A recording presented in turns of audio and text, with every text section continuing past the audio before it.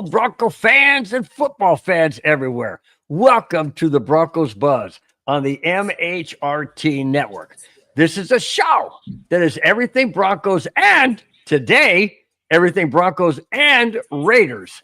We have a couple of co-hosts, or a couple of guests, I should say.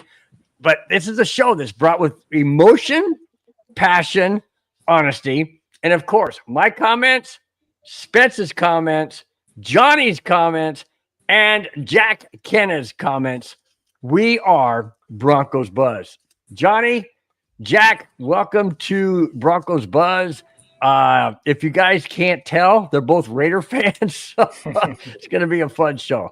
It's going to be a fun show. Guys, welcome. Everybody having a great week so far? Great week, man. It's good to be back on the show. Good. Glad to have you again, man. Absolutely. Yeah, like I said, I watch you guys every Friday. So it's awesome to be on the show, man. And back on the show. Yeah, welcome. Jack, how about you? Man, it feels good to feel good again. Last night on the Wild West show, it's like I felt so sick. And I got an empty tummy, so I'm going to try to keep up with Spence, but I feel like every beer that I have is going to be like 2 to his 1 because I have like nothing in my stomach because I felt sick last night. But I am glad to be with you guys too. And Johnny, it is so good to meet you, bro. I love meeting young Raider fans because your story is so different than my story. And there's a lot of stories to be told. So, gentlemen, fantastic to be here. All right. Spence, how was your week?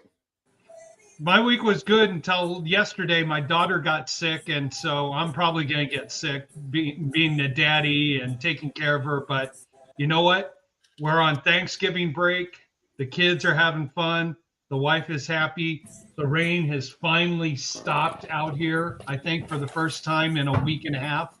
Mm-hmm. But it's good to be doing the show with Johnny and Jack. And let's get it on, all right? Come on, just drink it. What the heck Spence, is that? I won't be able to keep up with you tonight, bro. That's for sure. Hey, man. You know what, Jack? For you, I got to do one thing.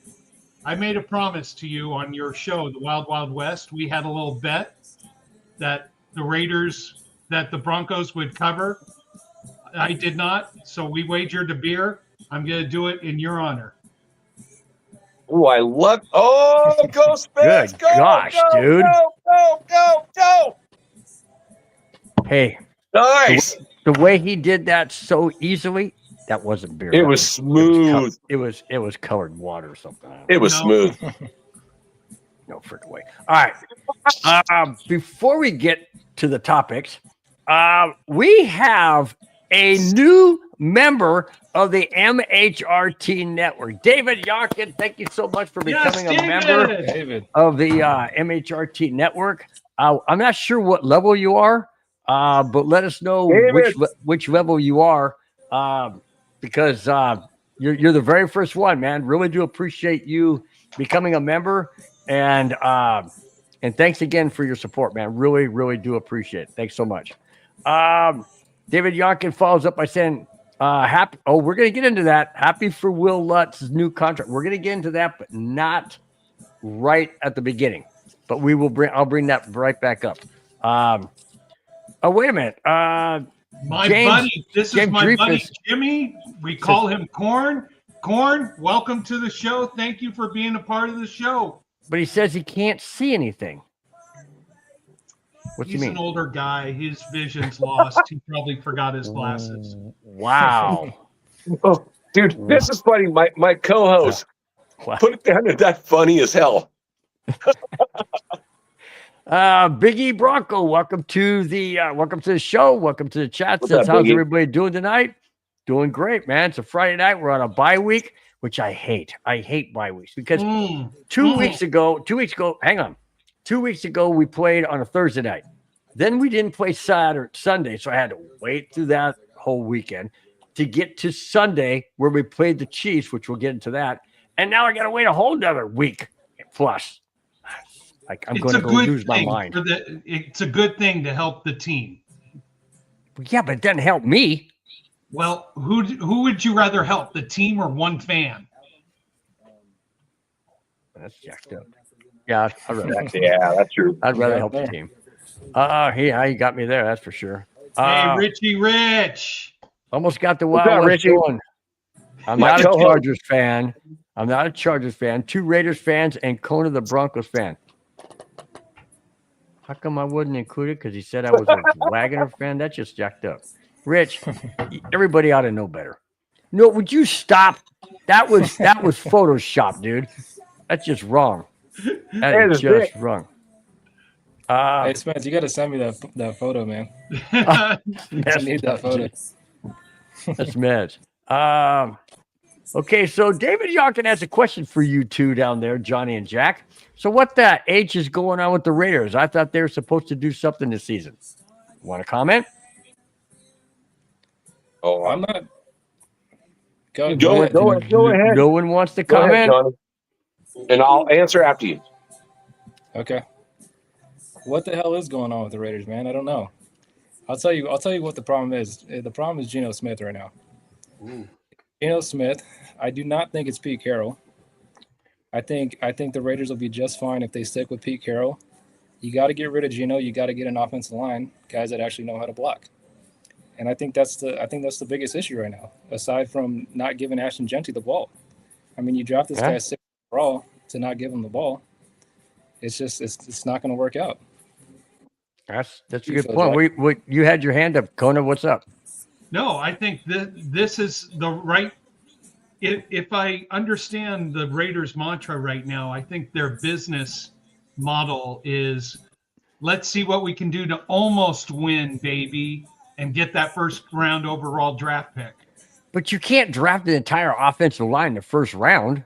Yes, but you can draft a good quarterback with the first overall pick. You can draft an awesome lineman with the first pick in the second round. You can make some good trades with valuable assets you got. The Raiders just have to go through this season and mess up to put themselves in a better business position moving forward. There you go. You nailed it there, Johnny. Geno Smith was a bridge quarterback anyway until you guys get able to get the draft one. All right. So here we go. There's a lot of things that are messed up. There's a big disconnection with Pete Carroll, who used to be called Compete. Raider Nation knows COM, C-O-M, capital P-E-T-E. You don't compete if you're a Pete Carroll's guy, like Geno. You make a Jackson Powers Johnson, one of the best offensive linemen in the NFL, at center, and you move him over to guard. Why? I don't know. But your son, Brandon Carroll, is the guy I'm screaming for to get fired, kicked to the curb, done, bar none. I don't want to see that guy ever again, but he's his son. So he's supporting him. So JPJ has got to peak with Kappa. Yeah. And then just like, this last game, he's going to have to, battle back and forth. And this last game, Putnam, who's a backup center. So really, he's a third string center. And now he started, and then you move Meredith over to guard because Kappa's not doing what he's supposed to do. We already had that one. How in the heck does that even make any sense? And I posted this, I said this a couple times on the Wild West show. Like, Meredith was a top 10 left guard, and Parham, who's at the left guard, was number 17 at the right guard, and JPJ at center. So it is all messed up. There's no time for anyone to do anything with that offensive line. And it's like you look at like Genty. Okay, he's supposed to be like this.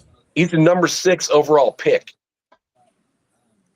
You know how many yards he gets, before he gets touched in the backfield? 0.66 yards. 0.66. So that means he's barely even scratching the surface on, going forward. So I put that on, Pete, number 1. Number 2, biggest one is Brendan Carroll. And then, on Chip Kelly. There you go, right there. Yeah. David Yonkin says he watched the Cowboys-Raiders game. And why did Chip Kelly and your offensive coordinator throw more than run the ball? You just explained it, because they can't run the frickin' ball. I think I mentioned that during the summertime, Bill, that Chip Kelly is a great college offensive coordinator, college coach. In the Right. pros, he has been deplorable. Why Pete Carroll brought Chip Kelly was undermined your entire system. I think if Pete Carroll gets held on for another year, Chip Kelly's got to go. He's got to go. Got to go. Got to go. Got to go. And Brandon Carroll needs to go too. That's for sure. Yeah. All right, we're gonna shift to the very first topic, which is a recap of last Sunday's thriller of a game. Oh my gosh! First time the Broncos. Hey, as a Raiders fan, I'm glad you guys got that victory, man. I want to see the Kansas City Chiefs not make the playoffs for the first time in like 9 years. Well, that's true. It's the first time the Broncos have actually beaten the Chiefs legitimately. Last year, when we beat them the last game of the season, they didn't play anybody. This time, they played everybody. So this one means more to me than it did last year. Final score, 22-19. And we'll get into the Will Lutz part. Let me actually get to that one now. What I've been talking about. Let me pull that out. I was going to make that the last topic, but we'll pull it out. 22-19. In my opinion, Bo Nix did not look all that sharp, but on that last drive where they had to have field position, where they had to have first down on what, a 3rd and 14, 3rd and 13, 3rd and 15, he throws to Cortland Sutton on a scramble to the right completion, and then drops a beautiful little drop pass in between two defenders to Troy Franklin to set up that winning field goal. Before I get, let me go ahead and get you guys' thoughts on that game from what you guys saw in relationship to that entire game. I mean, Sean Payton said it was the loudest he's ever heard Bronco fans in that stadium in the 3 years or 2 years that he's been head coach. That's amazing. That's exactly what we needed. What do you guys think? 3 big takeaways I had from that game. The first thing is I have been on Bo Nix throwing the ball over 20 yards accurately. He was 3 for 4, connected 3 times, and his only miss was a barely just miss on a touchdown pass. But it was thrown in the right place where it wasn't in danger of getting intercepted. So Bo Nix threw a better ball. His passer rating for the game was 128.9, his second highest of the season. So I kind of disagree with you, Bill, that Bo didn't have the completion percentage that you're probably used to, but no turnovers, 295 yards, put his team in position. There wasn't really one time, except for once on a deflected ball, that you thought he was going to intercept. He played a good game. He stayed within himself, and his deep passes were accurate. The only thing of concern was our running game. 21 rushes for 59 yards. Yeah. Well, we don't have J.K. Dobbins. Don't have Dobbins. And Harvey, they for some reason, Kansas City knew when Harvey was going to run because you saw the line load up. You saw the audibles to the line loading up, and they were just all over Harvey. So there's got to be a little more. They got to change that. They've got to change that. Defensively, we had 2 of our top guys, PS2 and Singleton, out, and the defense played that well against the Kansas City Chiefs. It wasn't the complete game we've seen before, maybe like against Cincinnati or Dallas, but it was a complete game against a 500 or better team. This is something that these guys can hang their hats on and learn from. Plus, they can now take this time off that they have, which is more than well-deserved, to work on some of the offensive woes that they've got, some of the blocking schemes. Bo Nix can start practicing more on the deep passes. This is going now into the meat of their lineup. That Sunday night game at Washington is big. How are they going to react coming off a long break propelling them Well, for the next rest of the Washington season. has the same break length. So Yeah, but the Redskins have their issues. I mean, Commanders. I know. What do you guys think, Johnny? Jack, You know what? I do have a question. So, how big was it, like, last season? And I understand about, like, letting young guys sit. And Sean Payton, like, had Bo Nix come in to give him the experience he got from last year as being a rookie coming into year number 2 and having that experience to, like, do what he did. I thought it was probably his best game of the year. He doesn't need to score touchdowns, the way your defense is playing. But I was very impressed with, Bo Nix. I watched that game, going against Kansas City. I'm like, wow, Kansas City rules the roost in the AFC West. And you guys, he played a very good game, young man. I've seen him like this season with very happy feet in most games, but this game, he looked more poised and possessed. So, I mean, what's your guys' thought on that? What's your Johnny? You know what? I actually have to take back, the stuff that I said about Bo Nix before, because I remember the last time I was on the show, I talked about Bo Nix kind of going into like a sophomore slump and not having a really good season. So I actually have to take that back now, because Bo Nix is having a really good season, I feel, like you guys were saying. And I'll be honest with you, I didn't really watch too much of that game, because usually when two AFC West opponents are playing each other, I kind of tune out because I really don't care. Because you want both of them to lose. Johnny. Right, Johnny. I agree with you on that. I want both to lose, but at the same time, I would much rather see the Broncos play well and succeed rather than the Chiefs right now. So yeah, happy you guys won that game. Yeah. On that footnote, going back to here where David Yonkin says, happy for Will Lutz.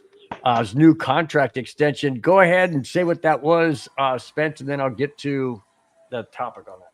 Yeah, 3-year contract extension. Initially, numbers haven't been posted yet, but definitely more than well-deserved. Let me see if I got the numbers from... Maybe they haven't released it yet. Sometimes they don't. Pulling it up right now on a few websites. Keep him under contract through 2028. No official numbers released yet, but he's locked in for the next 3 seasons. That's a good thing. You've got a kicker who is dependable, reliable. I applaud the Walton family for securing an asset that we need valuable for this run that we're going on right now. Absolutely. And I will say this, you guys would, getting Benito with that contract, what a steal of a contract. He could have gotten so much more. Oh my God, dude. Yeah, and Jack, I talked about this while the negotiations were going. Benito had to make a huge decision. Did he go for the gold right now? Did he want all the money, put it in his pocket and hurt his team? Or did he want to live comfortably but develop a legacy? And he chose the legacy, where Parsons wanted to get paid. He's going to put Green Bay in a very difficult position, maybe not in 2026, but 2027 onwards. Benito, he's getting paid reasonably good enough for him, and it's going to allow the Broncos business-wise to bring in more valuable assets to maintain that defense at a high level. So Benito gets huge kudos. He could have gone for maybe 35, 40, even more, but he chose to stay in the 22 to 25 range to make sure more assets could come in. Right. Hey, we got a new subscriber to the network. So just subscribe, Patriots fan forever. Hey, we're glad you're here, man. We love having you. Hey, Patriots are doing great. You know what? We've had a few Patriots fans. That's Brian. It's interesting because the Patriots and Broncos seem to be on that collision path somehow, some way in the playoffs. Now, the Broncos have got 2 real difficult games coming up remaining on their schedule. The Patriots, they've got Buffalo they got to face again, and a Baltimore team that is resurgent. So And I've spoken before. Brett Maine is on his way to possibly be having an MVP season. If he has a masterful performance against Baltimore and their resurgence, it might put him in the lead coming to the offseason race for MVP. Yeah. Eddie E7B says hello. I say, what's up? Hello. David Yonkin says, as a starter, I didn't realize this, but Bo Nix is 19-9 in the first 2 seasons. He Wow. is. We missed one. I want to go back. I think this is a buddy of mine. Sorry. No, this is a buddy of mine. Colchi Brand. Colts will beat the Chiefs by at least 6 points. Just want to share that information. Oh, you know what? I respect your opinion, but I think for Broncos' sake, we're rooting for the Chiefs because that helps our playoff position. In case Right, it does. It does. You know, the Broncos lost to the Colts by that 1 point. Oh. So it really does help. It's kind of weird, you know, to have to root for an AFC West team, a rival, someone who's won 9 years in a row, and you have to root for them just because, you know, the position in the playoffs. So yeah, I know. It's kind of bizarre, you know, after so many years. But I hope it happens. You know, I hope it happens for you guys, honestly. Going back to Lutz, clocking into work. No, that's Victory Lap. Oh, Victory! I don't know why it comes up like that. I know how they do this now. It's weird. I don't like the way YouTube's doing this. Going back to Will Lutz, Broncos kicker. This is really impressive. Broncos kicker Will Lutz is Mr. Clutch. After kicking 5 field goals against the Chiefs last Sunday, and the 5th one being the game winner, Will Lutz has the most game-winning field goals in the NFL since 2023 with 8 game-winning field goals. Wow. That is impressive. Now, I got to say something. Step in here earlier. Logan, respect your opinion, but you know what? This is a man who just went through testicular cancer surgery.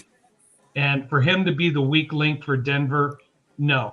You want to know something? He might be the weak link defending tight ends, but I thought you were going to say something else. He can definitely empower doing a lot of other things. So I thought, with all joking aside, I really thought you were going to go down a Madungus road of saying, well, he may be the weak link in other areas. You just went down the Madungus road. I know. I just went down. Well, maybe I'm going down McDungus road. It's like, you know, I like your middle linebacker. Again, talking with, you know, Denver Broncos fans, and I looked at what he did last year, and, you know, ahead of like one of my favorite players on the Raiders who went to the Patriots is going to end up playing you guys in Spillane. And it's like, when he did that, you know, that move over Genty, it's like, you know, grabbing his stuff. And then it's like, you know, then he has to have surgery. That's karma, bro. That's karma as a Raiders fan. I can't hide that. So, but I do like him as a player. You got a point there. You got a point there in a way, Jack. You got a point. Don't grab your junk when you're going to have to get your junk, you know, cut open. This went down a different. Johnny, what do you think about that? You know, go hanging over Genty. I mean, Bill's the one that brought it up to me in a private phone call. He's like, "Yeah, okay." Wow. I don't think I would have phrased it that way, Jack, but it's okay. I don't know how to say it. Like, you know, I don't want to say anything like, you know, that's cursing words. So I said junk. Well, no, I'm not talking about. I'm talking about the private phone call. Like, you make it sound like we're like some type of. Anyways, Logan wants to know. Speak facts. What is Singleton good at? He's good at defending the run and putting his teammates not in the pass, position, though. Not the pass. which is it's a tough learned trait. But you know what? This is a guy. You may think he's the worst player. You may think he's horrible, whatever. This was a guy who, the day after he had testicular cancer surgery, was back at the training facilities. in all the meetings, working with all the teammates, communicating, being a team leader. So True. voice your opinion. That's fine. But until you see what he does off the field for the team to get into a better position, you can't speak to that. David Ja'Quan, you're right. Only I would think of that. I know. I'm going back to the whole private thing. Anyways, I know who this is, Rod.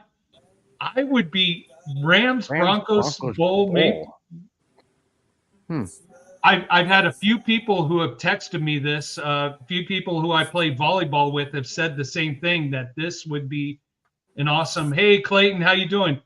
Broncos, hey guys. Rams, Super Bowl. Oh, yeah. And he follows up like always. Clayton Ron follows up by saying, smash that like button and share, guys. Absolutely. Absolutely. Hit that like button, hit the subscribe. And by the way, guys, the MHRT now is offering memberships, the 3 different levels. There's I don't know the different levels, but you can go and check out MHRT Network on YouTube. Check it out. There's 3 different levels. The 3rd level, the highest level, I think is super fan or something like that. Anyways, you can actually be on a show. Right now it's only on the neighborhood, which is the Broncos neighborhood, on Sundays or Mondays or Thursdays or whenever they play. And you can, when you become that membership, then you can actually go onto the show and be part of what Johnny and Jack are doing right now. So just throwing that out there, guys. If you're so inclined, you're not obligated, but it would definitely be fun to see some of our fans that are in the chat that do become members. It would be great to see you guys in and actually on the show. All right. Public address announcement has been concluded. Continue. this comment by Beans. Jack and Johnny, what do you think? Derek Carr and John Gruden. Read it off. I'm on my phone, so it's like it's small. It says Beans 8452 says we need Carr and Gruden back. So Bean, I will say this. Agree with Carr. What? Well, Johnny, what do you think? Is it the Derek Carr DC4, or is it like 2027 the Notre Dame Carr? And you know what? I can't argue with Gruden because he improved every single year. And the only reason why he got fired, because he said in some, but the NFL leaked, with, his boy in Washington about somebody having like lifts out, looked like Michelin Man. So it's like, you're going to get fired off a comment like that. I mean, shoot, it's like, yeah, no, I look, I think that Derek Carr and John Gruden, I think they have this team on the right track for sure. I mean, if you look at the year that he got fired, or I'm sorry, the year that he, stepped down, that team made the playoffs. So yeah. I think the team was on the right direction, and I just think that Derek Carr did really, really dirty by Josh McDaniels. I'm still mad about that. I think he should have been able to at least play his final game there in Vegas and have his farewell. But yeah, no, I think not right now. I don't think we need Carr back right now. I don't think we need Gruden either. What quarterback would you guys trade for if you had an opportunity? None. Johnny, yeah, I agree. I think John Gruden was on the right track. Yeah. But I feel like it's a sabotage move by the NFL. I feel like a guy who's like, seeing the merger, like being a young kid. It's like the merger from, the 2 leagues, and then Al Davis having to like not being that commissioner. And, again, the world versus Al, him fighting all the stuff for all our AFC West teams and all the AFC, and having to go against like Pete Rozelle. I've seen all those battles, and it's like, what was done there, that was done dirty by, our commissioner, Roger Goodell. Otherwise, I don't see him stepping down. I felt like Mark got the pressure. You had to step him down. If he was on the right trajectory, every single year that he's been there, the team has improved. But I will say this: if John Gruden ever came back with, I will say incomplete now, not compete, incomplete or Sleepy Joe Pete, if he gets let go, I don't know who would come in. I don't really want regime change because I'm tired of it over year after year. You got to restart over every single time. But if it were to happen, I can't argue with John Gruden come back as long as he doesn't ever make another draft pick ever. So let me ask you this. Going back to that situation, who benefited with John Gruden being let go by the Raiders? Who benefited? NFL. Yeah. The league commissioner. Mm-hmm. Exactly. John Gruden is good for the NFL. Yes, he made a mistake. He apologized. He had regrets for it. But do you take the man's livelihood away? No. Unless you have an ulterior motive. Yeah. Well, it's the same thing with if you look at what is it? The whole Pete Rose thing in baseball. What was the guy's name that was a commissioner then? Huh?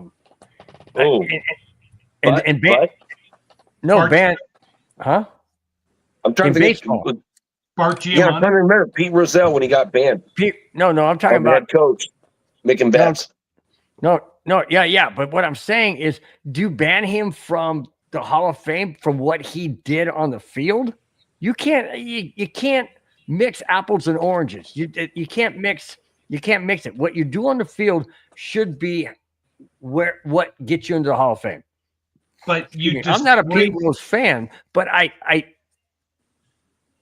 look at it as what you do on the field gets you into the Hall of Fame. What you do off the field, okay, that may then put an asterisk by it or whatever. But what he did on the field was amazing. I mean, you got Bond. You're gonna have Bonds in the freaking Hall of Fame, and the dude was on steroids with a head this freaking big.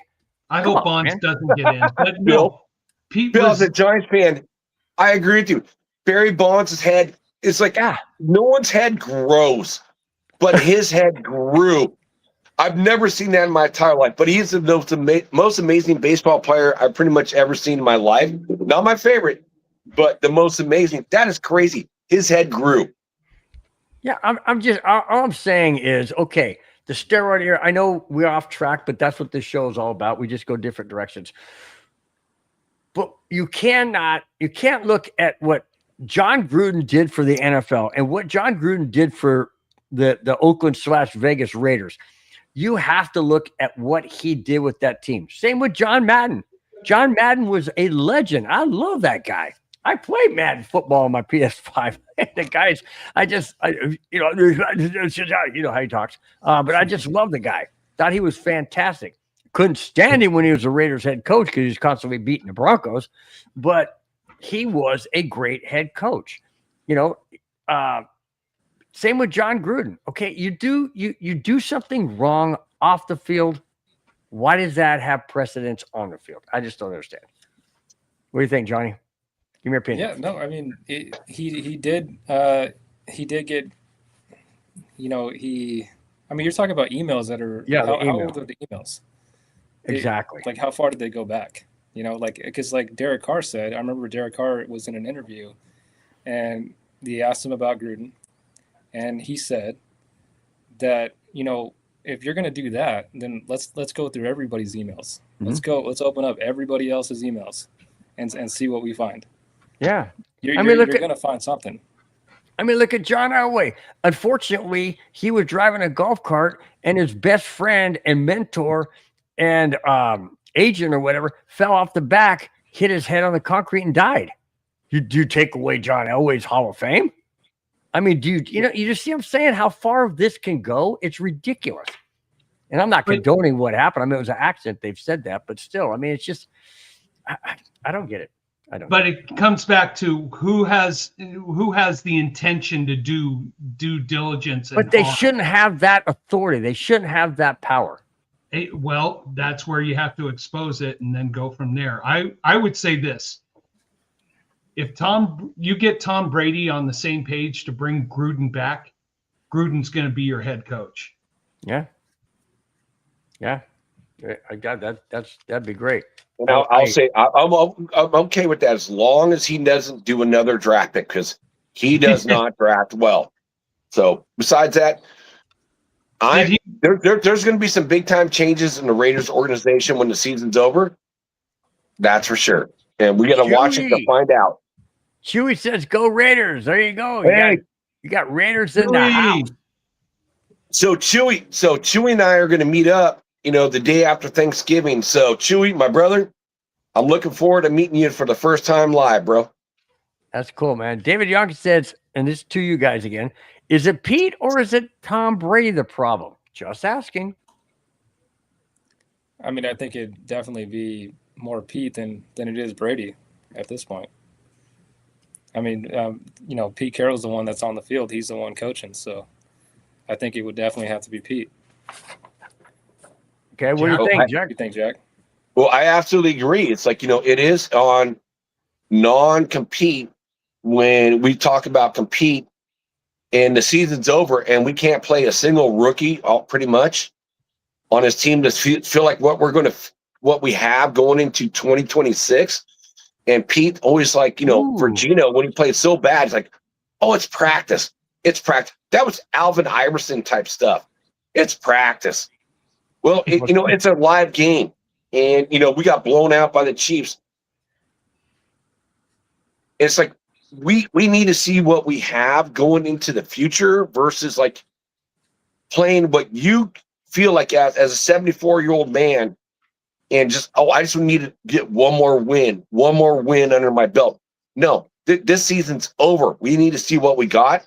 And it also falls, I said this last time on your guys' show, it's his son, Brendan Carroll. Yep. The worst offensive lineman coach I've ever seen in my entire life, mixing up the offensive line. And Richie knows this. If Richie's still watching, I've said this since week 1, every single week. He does not know what he's doing because if he was not Pete Carroll's son, he would be fired and gone. And please, that's why you don't work with family members. I've done that before. It doesn't work. No, you do not bring family members in. I'll give you an example. My dad was an incredible toy inventor. My mom told me, he's like, you are not going to be as good as your dad. I don't want you working with your dad. And she was right. I went out and I built my own career. Pete Carroll, you see what he's trying to do. He wants his son to get some experience. He thinks his son will be a valuable asset to somebody or somewhere. No, unfortunately, it's failed. And Pete Carroll's is going to be a good dad first before a good teammate. And unfortunately, it could be his undoing. And so decisions have to be made.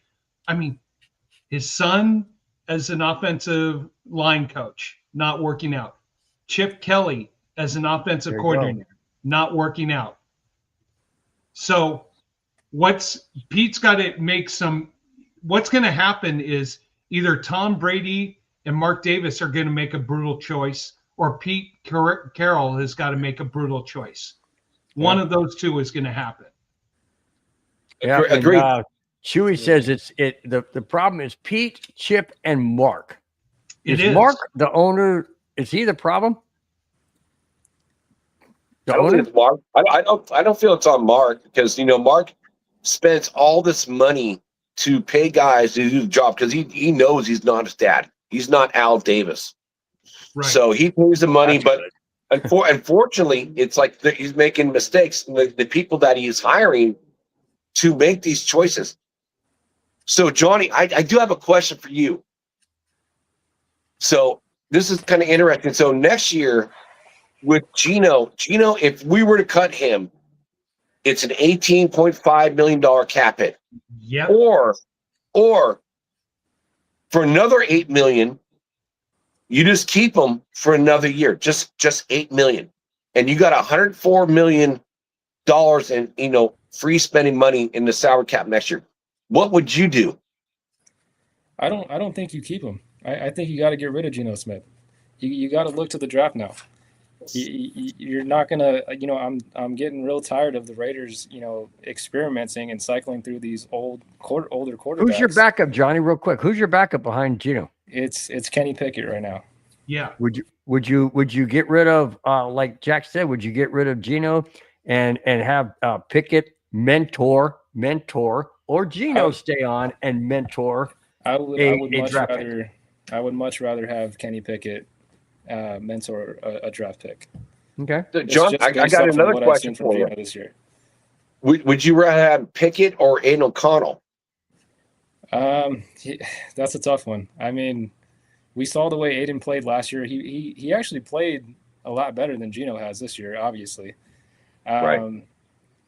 But I still think that Aiden threw a lot of interceptions last year. In ways he kind of looks similar. He's kind of a statue in the pocket. Doesn't really know how to move. And so yeah, I think I'd rather have Kenny, to be honest. Here you go. Go. Speaking real quick, Anthony V303 said Gino will not be trying too hard on his last season. What's that? A free payday?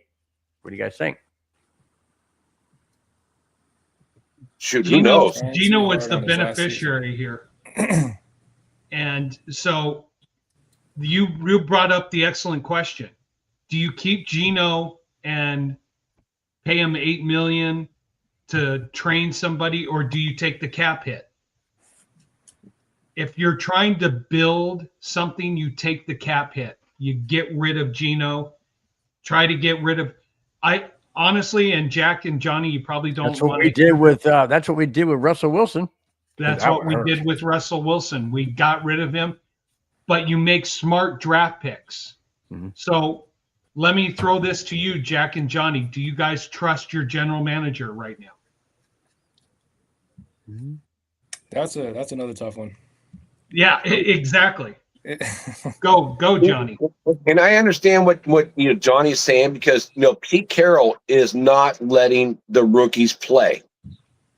He's really not giving them any free reins. I mean, like a great example is like Porter. Porter has played way better than Kai Blue Kelly. Again, Kai Blue Kelly played great against your Broncos. He had 2 picks, but that was the only game he played well in. He's the worst rated cornerback in the league. Well, of course he did great against the Broncos. He's the worst rated cornerback. No, he had 2 against the Broncos. He had 2. Wait, Bill. He had 2 picks against Bo in that game. What I'm saying. When we played each other. But he is the worst rated cornerback in the NFL as a starting cornerback. They went cheap on the defensive side. Again, missing out on players that we let go. But none of these rookies are playing. None. The season's over. Pete says, I just want to win a game. Wait a minute. You want to win a game? What are you winning? You're not winning anything. In reality, it's like I don't ever want to say tank, but the Raiders are so bad this year that I want them to lose every other game to get what you guys have and what Kansas City has. You can't have our quarterback. You can't have our defense. You can't have our franchise quarterback.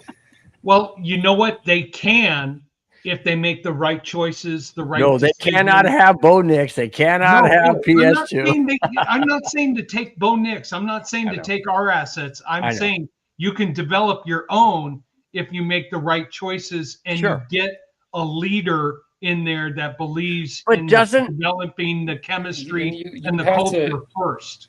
But doesn't it take ownership? Because remember, when we had that whole Pat Bowlen, the late Pat Bowen's estate being handled by, what was his face? John Elway, and who's the other guy? The main person that really screwed everything up. Anyways, I can't remember his name. I'm glad. But that was a whole fiasco. That was horrible. When we got the Walton Penner ownership group, things changed. Do you think? Let me ask you guys, both of you, Johnny and Jack. Let me ask you guys honestly: if the Raiders were to sell would they be better off without a Davis ownership, or would they be better keeping a Davis ownership? Touche. I mean, I think Good you question. keep him right now. What's that? I think you keep him right now. I mean, I really don't see, Davis really knows nothing about football, and I think that's why he brought in Tom Brady, because Brady knows. That's exactly what Spence said months ago. Yeah.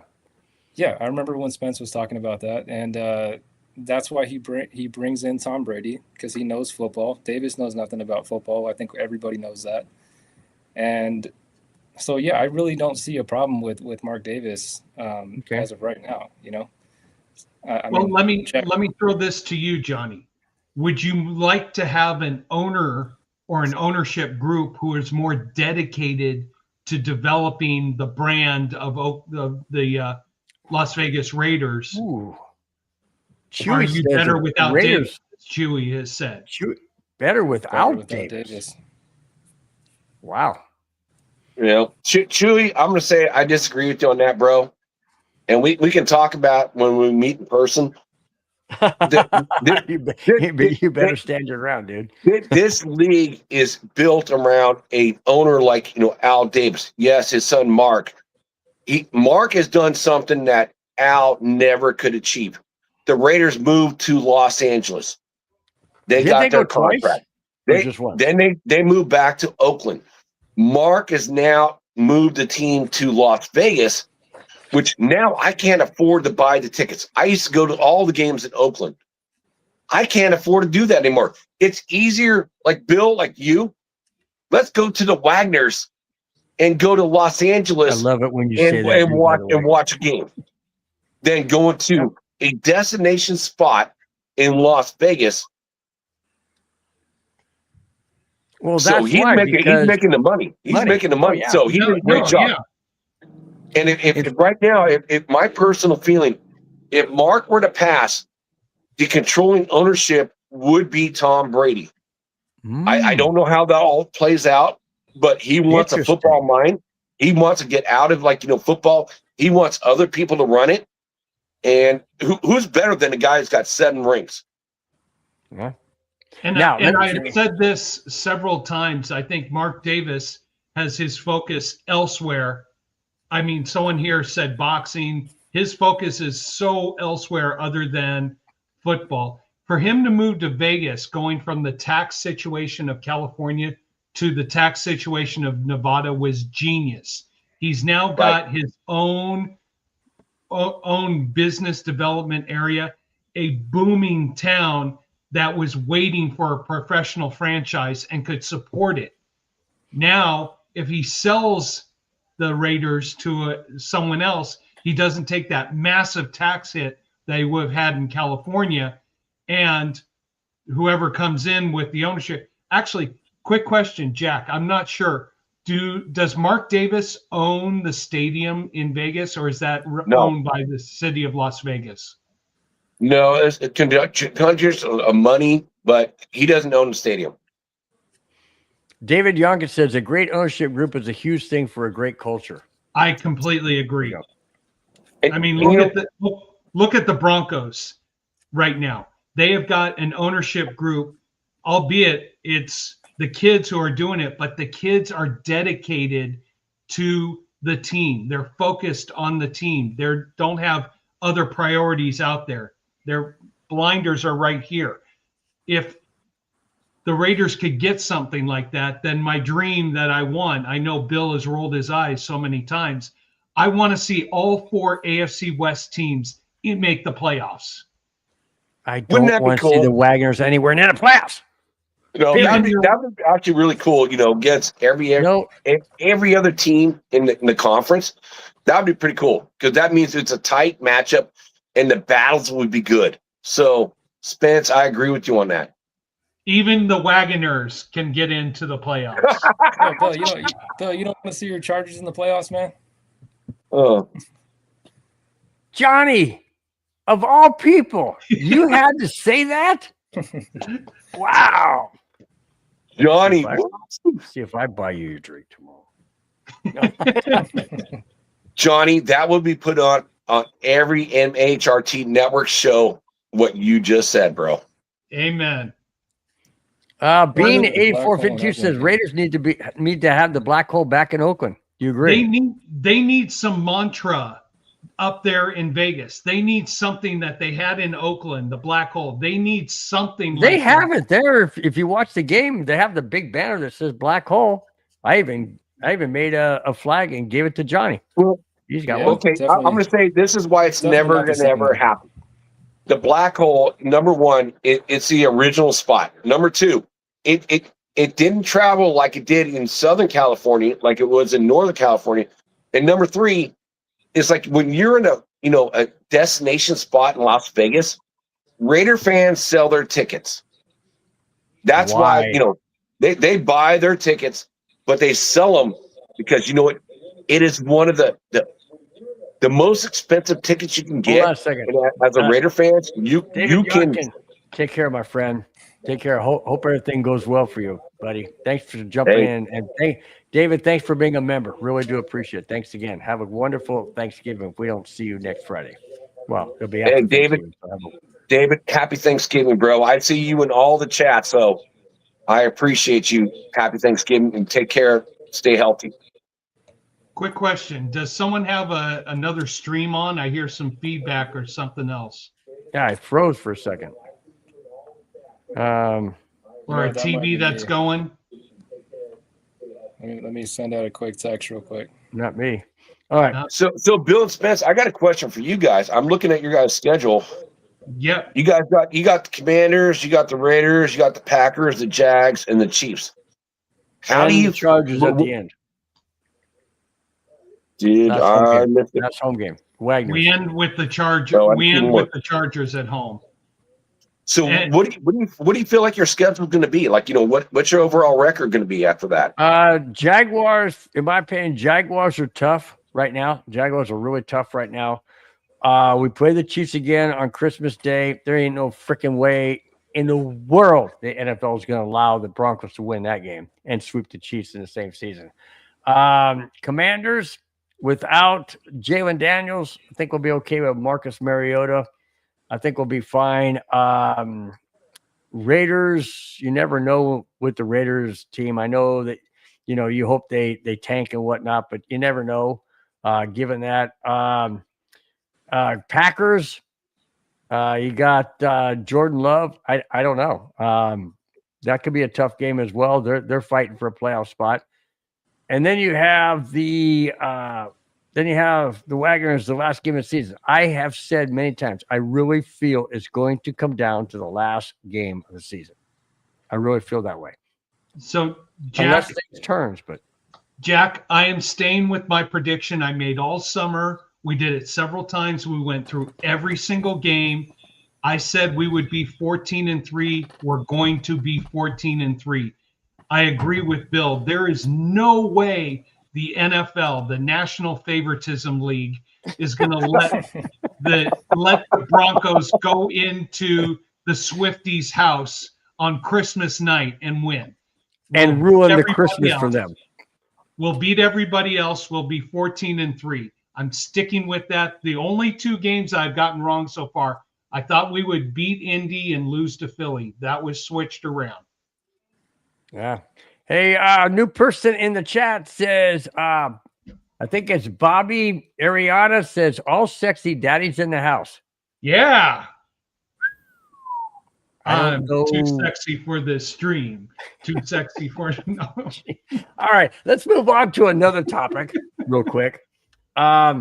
This one's amazing. This is actually the main topic of the show. It took us 3 segments to get here, but main topic of the show is stepping up for the defense. This surprises me.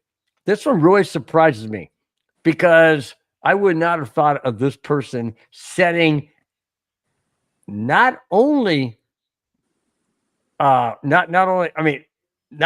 what he did Sunday, but setting a franchise record that other prominent Bronco players, Hall of Fame Bronco players, didn't accomplish. Here it is.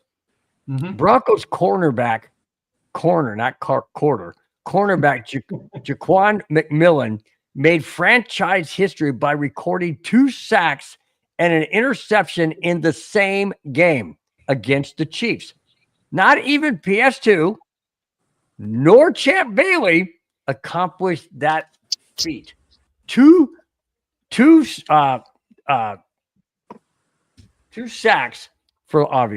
two sacks and an interception, a critical interception down near the goal line when the Chiefs were driving down to take the lead. He gets that interception and 2 sacks. That is absolutely amazing. Ja'Quan McMillian, I never thought that his name would be linked to a franchise record. What do you think, Spence? I think this is the culture that the Denver Broncos have developed.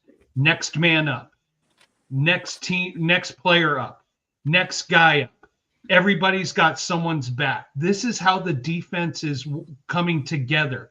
Yes, they'll give up an early touchdown. Yes, we're going to go down in the first quarter, but the defense mans up. For him to get those 2 sacks and a timely interception, he suckered. You never sucker the Kansas City Chiefs quarterback. You don't sucker Pat Mahomes into making that throw. He suckered him to doing that and made a great pickoff. By the way, you want to look at National Favoritism League?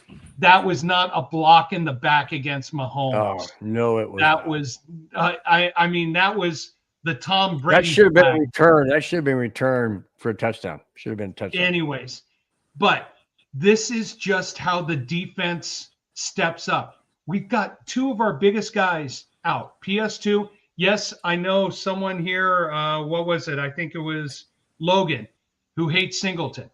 That's your opinion. But he may not be the all-pro guy, but when you're in... What's up, Zach? But when you're part of the culture that brings these guys together and the bond that makes this defense successful, you could be low man on the statistical poll, but if you have that enthusiasm and camaraderie that's helping the culture, you're in. This is for McMillian, I'm happy for him right now, but it's now next man out. Who's going to step up when we go to Washington? Who's going to step up when we face Green Bay, when we face Jacksonville? We get PS2 back. I hope he's going to be back. PS2 is going to be back. Singleton's going to be back at some point. That's the culture that this team is developing on defense right now, and I'm really just in awe of what these guys do. They're not trying to go after the big bucks. They're not trying to get these big contracts. They are trying to develop a legacy that will develop their legacy after football. I commend these guys. Yeah.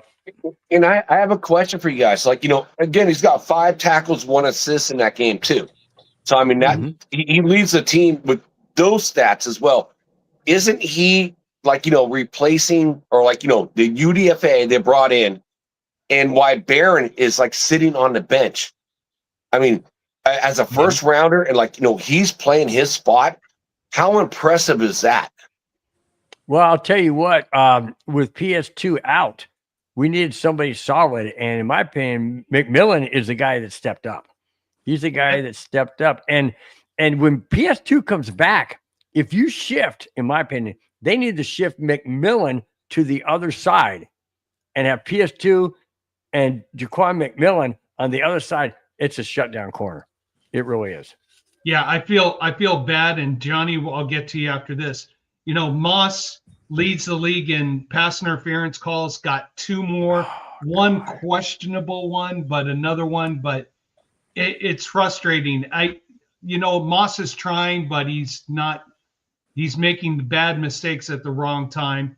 Johnny, what do you think here? Well, this is kind of off topic, but I actually have a question for you guys. Our show goes off topic. We don't. We go on tangents all the time. Just do it. So, I mean, for Jack as well, but how do you feel about Max Crosby right now and how he's feeling? What do you think, Jack? I'm going to segue into that because Max is the one person, he can potentially be a Hall of Fame player, maybe the best Raider defensive end in Raiders history. So I know, Johnny, you hear this all the time. Oh, trade Max. Let's get a bunch of like 3 first rounders. No, you don't get rid of your top talent to get hopefuls, to hopefully get more hopefuls. You just don't do it. Max is a Raider for life, and I hope you feel the same way. And he's already said that he doesn't want to go anywhere. So he said, win or lose, I'm a Raider until I die, like you and I, bro. So Yeah, 100%. he ain't going nowhere. But I think what Max needs is what the Broncos defense had in the offseason. They need ownership, leadership, and the business team to say, we're developing the culture. Are you going to be the leader of this culture? And so that's the difference between the Bronco defense and the Raider defense, is the culture surrounding these guys. The Broncos leadership went out and made some strategic recruitment and free agency. The Raiders did not. Now with Tom Brady leading the way, is Tom Brady going to help get those recruitments and free agency to develop that culture that you guys need? That's a good point. Speaking of running backs, which we talked a little bit earlier in the Raiders, Gentry, great running back. Broncos are in trouble when it comes to running backs. They are in trouble when it comes to running backs. Broncos running back J.K. Dobbins was placed on IR with a foot injury, which required surgery. The injury was sustained, ironically, on a hip drop tackle against the Raiders a few weeks ago. Dobbins is done for the season, but could return. He's eligible to return if the Broncos make the Super Bowl. Any game prior to that, the league has said no. What do you think? J.K. Dobbins done for the year, and all we have is rookie in Harvey. In Harvey, but we also have McLaughlin, but he hasn't really done anything. So I mean, as a running game, why do you think we threw so many passes against the Chiefs? Because our run game wasn't really there. So this is where Dobbins, the leader, now comes in. He's got to come into the training room. He's got to come into the video room. He's got to come into the facility and be a teacher and a coach to all these guys. He's got to point out where the hole is. I love RJ Harvey, but how many times, Bill, have we seen him get the ball and his first move is to go outside thinking he's going to outrun? That's what he did in college, and you can't do that in the pros. You can't do that. Some of his best runs for RJ Harvey in college were draw plays that he went up the middle, that he looked between the tackles. He's not looking between the tackles. So this is where Dobbins' valuable assets are needed to teach, to train, and to get these guys thinking like him. Now, let me ask you a question, guys, both you, Johnny and Jack, and Spence. Did the Broncos have a chance to draft Gentry, or were the Raiders higher up in the draft than the Broncos? Raiders were higher up. Well, yeah, the Raiders had the number 6 pick overall. You guys had what, the 20th or 22nd pick? 13. I thought we had 12. Yeah. Was it 12 or 13? We had 12. 12?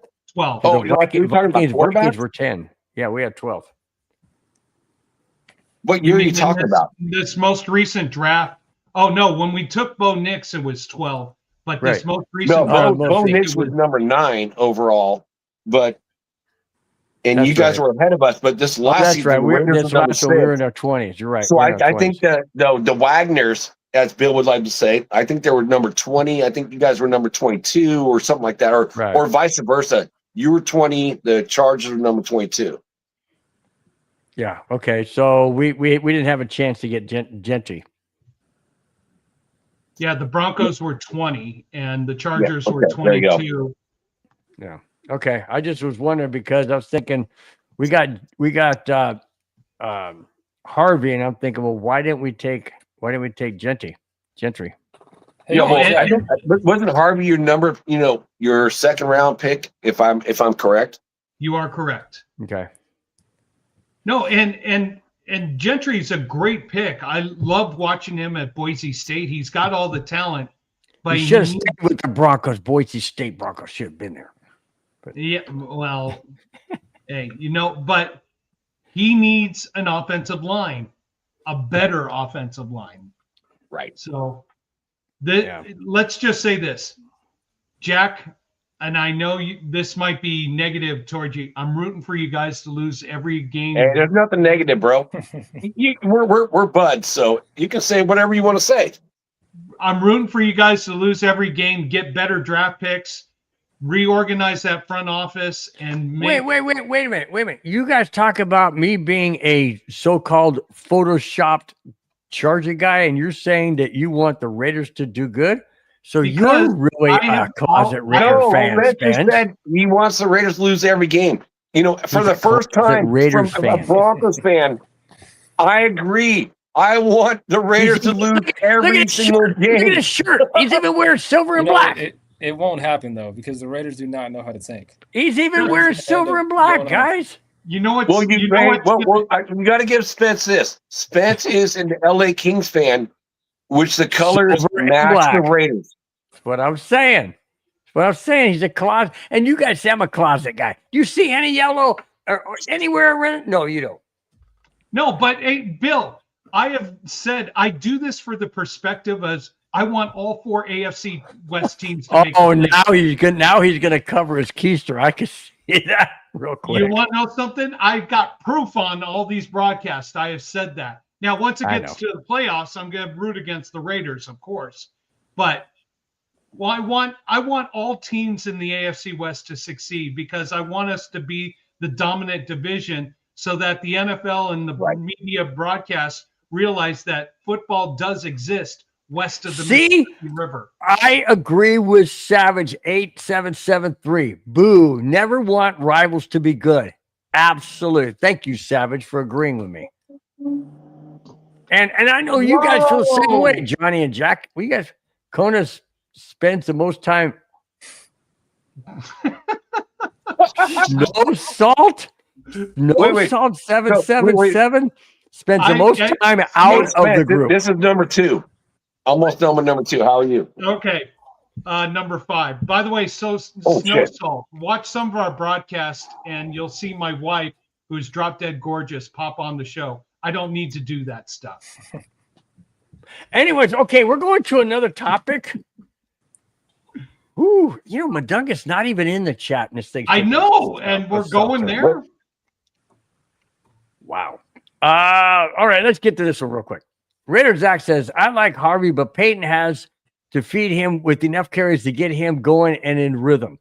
He's the kind of back that can take 4 carries for 2 touchdowns, but he would be better with at least 15 to 20 touches. Do you agree? I agree to this point. And we've said it over and over. His first move should not be get the ball and bounce outside. He's got to look between the tackles and see the hole. If he does see the hole between the tackles, between the line, he will be successful. If he tries to bounce everything outside, as you saw with the Kansas City game, he did it several times. And what happened? 1 yard loss, no gain, maybe a 1 yard gain, 3 yard loss. That's what happens. This league, the defenses are much faster going sideline to sideline than they are in college. True. This is a very sad topic here, but one that I'm going to ask you guys a couple questions on because. Hey, Zach, I was going to say, Zach, salute, bro. I see you on the Wild West show too. I never can figure this out. All right. Cornerback Chris Boyd of the New York Jets was critically wounded in a shooting in New York City last Sunday morning. Last Sunday morning outside a Manhattan restaurant around 10 a.m., 10 p.m., 11? No, 2 a.m. What in heaven's name of people doing out? Nothing good ever happens after midnight. Let me continue. Friends said there was a scuffle outside the restaurant and a shooting took place. He was shot in the abdomen and the bullet was lodged in his lung. The Jets released a statement saying, and this always irritates me, and I quote, "We are aware of the situation involving Chris Boyd, and we will have no other comment at this time," end quote. Why not say how you feel? Why not express concern? Why not express, hey, we're doing everything we can? Why do you say, oh, we're not going to have any more topics? We're aware of it. We're not going to have any more topics or any more comment. Really? But go back to the incident. 2 a.m. at a restaurant.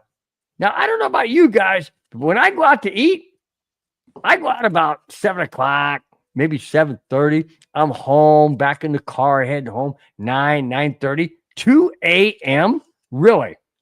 On a Sunday when the Jets are playing that day. Or maybe they had a bye, it doesn't matter. But what are you doing out at 2 a.m. in the morning in downtown Manhattan? You guys comment. Bill, it's on you. Bill, go back 45 years, and then you were probably out there doing the same thing. I'm sure Johnny, as a young man, I never was going out there. Never. Well, I take it back. No, I you was know what, Bill? We need Johnny to comment on this because I think because he's a young guy. You're the young guy, Johnny. I know you stay out to 2 a.m. I know that. I am a young guy. I have stayed out pretty late, but I like to think of myself as a pretty responsible young guy. I don't really stay out past 1 o'clock. I try to be home at reasonable hours. So I mean, I know from what I hear, it's never a good thing to be out that late. There's just no reason to be out that late. You're just asking for trouble. So I mean, like you said, the guy was out at after 2 o'clock. Yeah, it was after 2 a.m. They had closed the Right. Apparently, and the article said, I didn't read that part, but they had closed the restaurant at 2 a.m. Everybody was escorted out, and it happened outside the restaurant within a few yards or so of the actual entrance of the doorway. There was a scuffle. There was some pushing, shoving, whatever. Gun was drawn, shot him in the abdomen, and the bullet lodged in his lung. He's in critical supposedly condition. these individuals that got into this and committed the crime were all over the Chris Boyd in the bar restaurant, and were just harassing him the entire time. And that's where, as a NFL player, someone who's of notoriety, when that starts happening, you don't start talking back because it gets worse and worse. You just where's his security? I mean, if I was an NFL player or had a lot of money like these guys have, I'm not going out without no dang bodyguard. I'm not going out with somebody that isn't packing a piece. I mean, help me out, my friend. I mean, I'm hiring you to watch and be over me, but then again, I wouldn't be out there at 2 a.m. I mean, common sense, guys, common freaking sense. But I mean, you're an NFL player. You're young, dumb. You don't understand the world, and you think, "Oh, I can go out there. I'm invincible." And this is what happens. You make mistakes. This is why, and especially in New York City, I've been there. I don't think I want to be out in New York City after 11 o'clock at night, especially not New York, not Manhattan, not downtown Manhattan. Savage says 2 a.m. is normal for younger people, but not NFL players that have a game. I agree. I totally agree. And I mean, okay, how about the guy for the Atlanta Falcons? When the Broncos played the Atlanta Falcons in the Super Bowl, and he was out partying and doing whatever and everything, and he was a mess in that Super Bowl. The Broncos took advantage of that with Rod Smith on that deep pass for a touchdown. But I can't remember his name. But he was out late at night, and he didn't perform well. I mean, these guys just don't get it. I don't understand. Bill. I mean, yes. Eugene Robinson. That's it. No, yeah. Bill, I got one. Chewy, I saw your video. You did your live, and I watched your video when you're in Vegas. and I know you had a great time, kiddo. So that is awesome. I'm glad we're going to meet. But I will say this: the best perspective I can put on this is Henry Ruggs, a high flying, wide receiver in Vegas from Ohio That's in State, Vegas. first round draft pick, driving 159 miles an hour and hit a woman and killed It was her at and a her dead dog. stop. It was at a dead And stop. he's in jail right now. He's still sitting in jail. So this is what young men have to test themselves. Like when you're getting paid that type of money, and again, this is the one thing that was like the drawback about being in Las Vegas. When you're a young man, you get big money, you have no money, and then you go to a place like that where it's all entertainment. It's like, whoo. I mean, I feel bad for him. I really feel bad, but he did what he did. So you commit the crime, you do the time, bro. I'm sorry. Savage nailed it big time. He says, Shinola, youngsters should have called a Uber. I think Right. I think the Raiders have this is what I don't understand too. It's like, I think the Raiders have, from what I've heard, is they have a drive home program. And it's not the first time. I think even Snowden of the Raiders, who's on the roster right now, was sitting on. It's like, Chewy, tell me if I'm wrong, bro. So tell me if I'm wrong. He was up on a curb from drinking and driving, on and he's still on the team. Gee. Amazing. Just amazing. All right. Speaking of jackass of the week, go ahead. Hit that one first. Go ahead, Spence. Hit that. Yep. At Kona Spence, at Charger No. Just Bill. Oh, okay. What do you guys think of these next games we have and the teams we are playing? And are we going to win, or what do you think? Dylan? Hey, Dylan, what's up? Except for the Christmas game, that is an obvious setup. I think we still win out and we finish the year 14-3. Bill, I know, has said at the beginning of the season, we don't win more than 10 games. Bill, Paul, we're at 9 already. Paul, you have to be kidding me. Whoa, Paul! I only brought this up. I only brought this up because you have got to be. That has to be a joke, right? Or excuse me, a bad joke. He says a little DUI never hurt, and then he says, "Oh, never mind." Well, I hate to say it, but you should have said never mind for the whole thing, because I'll tell you what, any DUI can hurt. Now, I will admit that there are times in my past that I've been with people in the car with people that have been inebriated, not completely hammered, but close. And I never got back in the car with them again. It's just that ended up okay, but no, I would never do that again. Never be in a car like that again. It's not right. So Dylan says, so if you're saying if we run out of beer, we can drive to go get more. No. Hey, Dylan, where is this show going? Where is this show going? Done that? Dylan, what happens is you call Walmart and you say that Bronco Bill has an account. Oh, time out. Oh, wait. Thank you so much for your $2 super chat. Really do appreciate it. It's a great show, guys. I'm out. Go Raiders, baby. Chewy, thank you so much, man, for the super chat. Thank you so much for chiming in. Chewy, for you. Appreciate it. Yeah, and Chewy, I'm looking forward, eat your turkey, and then the next day we're gonna hang out. I got a place we're gonna go to. I got to set up. Does Chewy live near you? No, you don't have to Chewy is like Fresno, California, and it's like how far away? Because his girlfriend lives in Northern California in Sacramento, literally like a couple miles away from my house. So we set it up. We're gonna meet up and have a beer and have some burgers. So I know a place to go. So Chewy, I got you, bro. Nice. All right. Excuse me. Let's get to the the first of 2 Jackass of the Week. And the first one involves a former Raider. Here we go.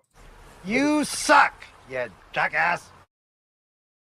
All right. Who was that, Jack? We've mentioned this. We've mentioned this Jackass quite a few times, but I want to get your opinion on the possible punishment. Former NFL wide receiver Antonio Brown could face up to 30 years in prison if convicted of attempted murder because a firearm was allegedly used, said a prosecutor last Monday in the preliminary trial. Now, let me ask you this, guys. 30 years for attempted murder because of a firearm. There's been many people who have used a firearm and been convicted, not up to 30 years. Do you think this is a statement about the NFL? What are you waving at? Jack's son. Oh, cool. A statement towards the NFL and a person that the NFL is using as a like I don't want to say model because that's not right. Like a person, Guinea pig. a guinea pig. There you go. It says Brown appeared via video at his arraignment hearing and entered a not guilty plea. Brown was released. Listen to this. He was released from jail last week on a $25,000 bond and required to wear a GPS ankle monitor. Therefore, he is up for possible 30 years in prison. He's wearing a GPS ankle monitor, and all because he didn't shoot anybody, but it's attempted murder using a firearm. Do you guys agree with 30 years?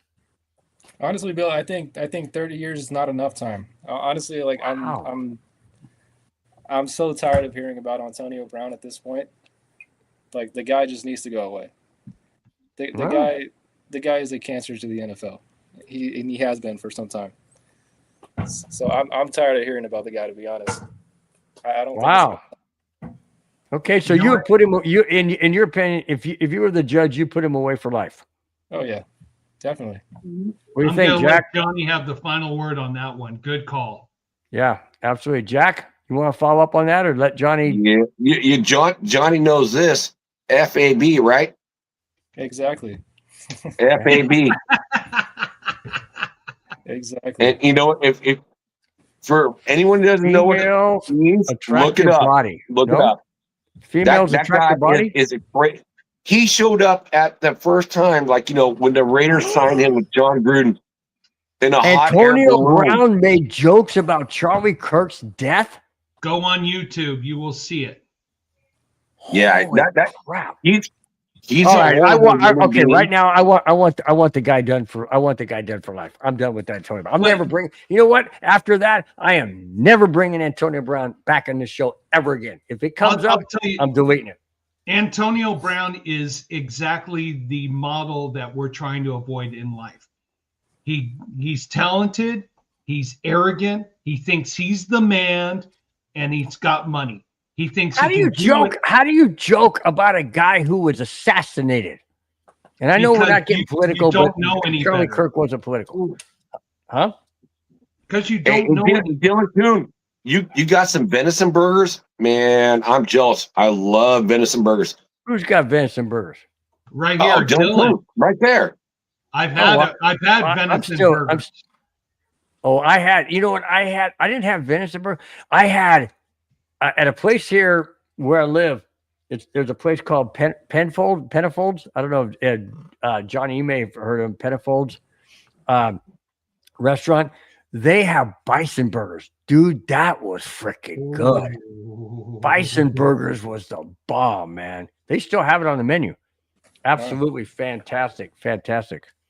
I know we're all California guys, but yeah, I know we're California guys, but I used to live in Colorado Springs, which is an hour and a half south of Denver. Mm-hmm.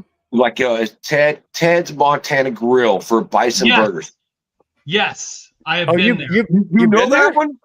No, my sister went to Colorado College in Colorado Springs, and we went there when we visited. Oh my God, what's the famous resort that's across town on the west side? Broadmoor. Broadmoor Oh, had Bravo, them. yeah. Wow, small world. Nice, Spence. Cool. Dude, I'm impressed. I'm a Colorado boy. You name a town, I probably have a relative who's lived there. How about Gunnison, Colorado? Uncle John's ex-girlfriend lived there. Okay. How about Durango? My Aunt Liz and Wow. Uncle Dave lived there. Of course, he's making all this stuff up. So I mean, No, I'm not. My mom will text right away. Mom, No, he text knew and verify it. Montana Ted's Grill, so that's impressive. that's good. That's good. That's great. I thought you were going to go with Meeker, Colorado, and that's the gathering point for our family reunion. How about Fort Collins? My favorite part of Colorado. Mom was born and raised there. Fort Collins, your mom was? Yep. Wow. Hey, Spence, is your family like military then? Because Fort Collins is Fort Collins. You know what I mean? So my grandfather was part of the Department of Agriculture. He had a prominent position with them. And so that's why he lived in Fort Collins, and he taught me a lot. I miss my grandfather. He was a hard Colorado man, but boy, was he smart and savvy. And this is a guy who at age 83 was still hiking 2 to 5 miles a day. Wow. Paul says, yeah, Penfolds is in Temecula. Yes, Penfolds is in Temecula. Yes. Okay, we're going to go to the second jackass. And the reason why I saved this for the second, because in my opinion, it's not worse criminal-wise, but it is when it comes to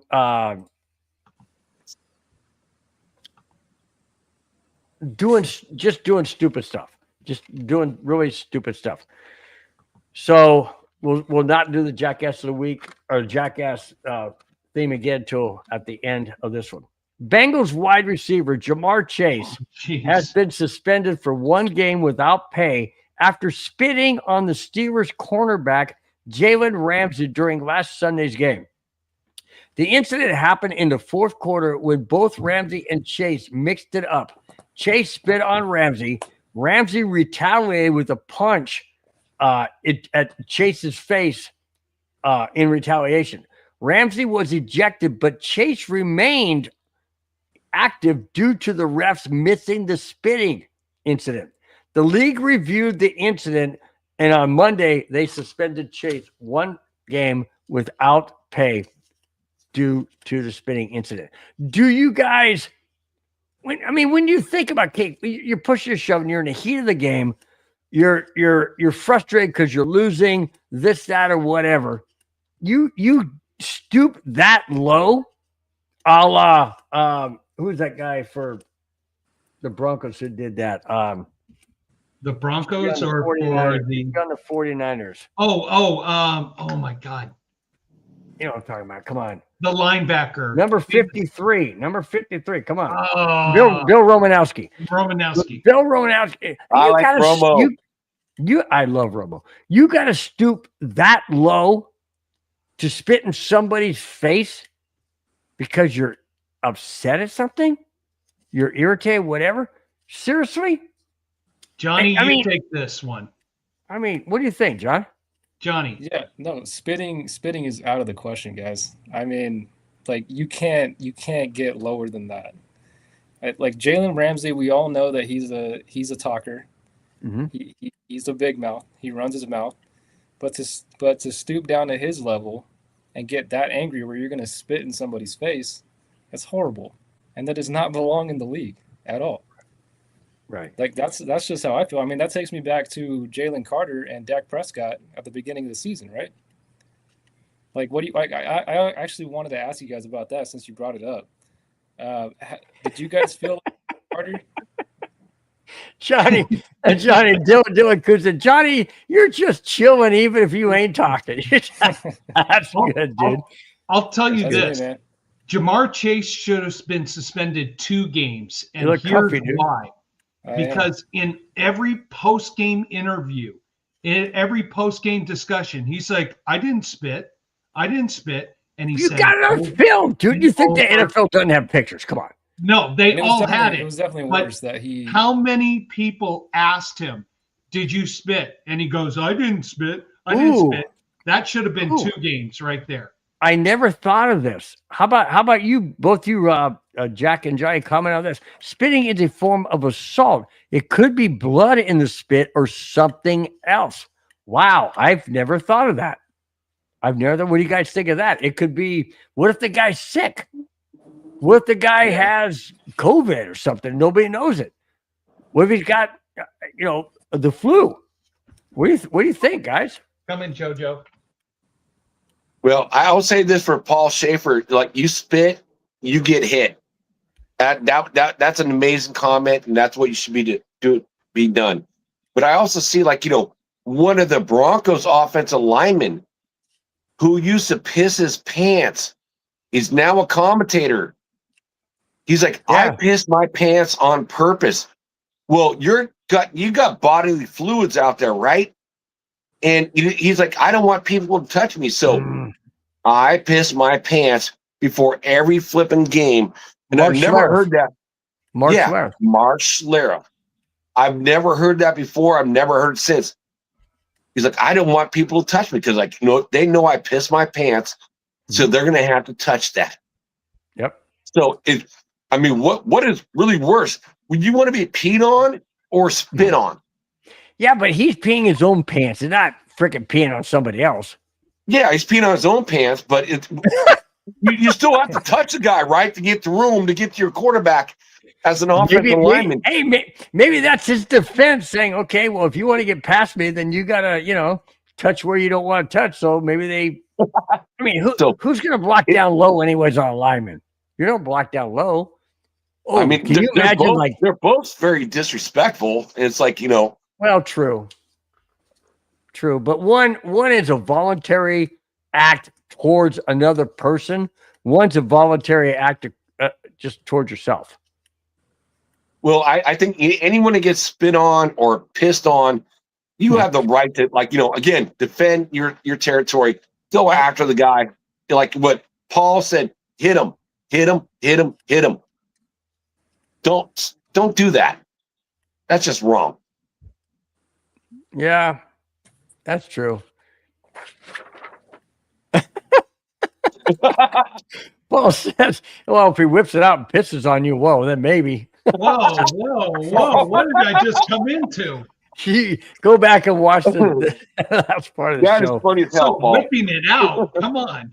No, because, okay, so. I know. Jack, did you hear? Yeah, I heard. Okay. Yeah, he's talking about Mark Schlereth and everything.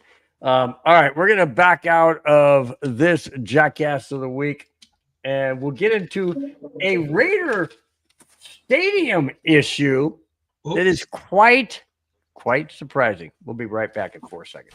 You suck, you jackass. Okay, this is interesting. I want you guys, both you, Johnny and Jack, to comment on this because this I find very, very interesting. Okay, Las Vegas Raiders Allegiant Stadium had a cost of $1.9 billion to build, but I guess they skimped on the roof. During the Vegas Rebels home game against the Utah State Aggies last Saturday, a serious issue arose. Vegas was in a heavy downpour rainstorm called the Atmospheric River, and the roof began to leak heavily. Apparently, they did not build the $1.9 billion Death Star stadium with the idea of having roof leak issues. Wow. $1.9 billion stadium. And they didn't take into account that Vegas may get heavy rainstorms. And it leaked. I mean, I watched video of that. It was pouring down through the roof. That is crazy, guys. What do you think? I mean, the roof is leaking just like the team's leaking right now, man. Oh, Right, Johnny?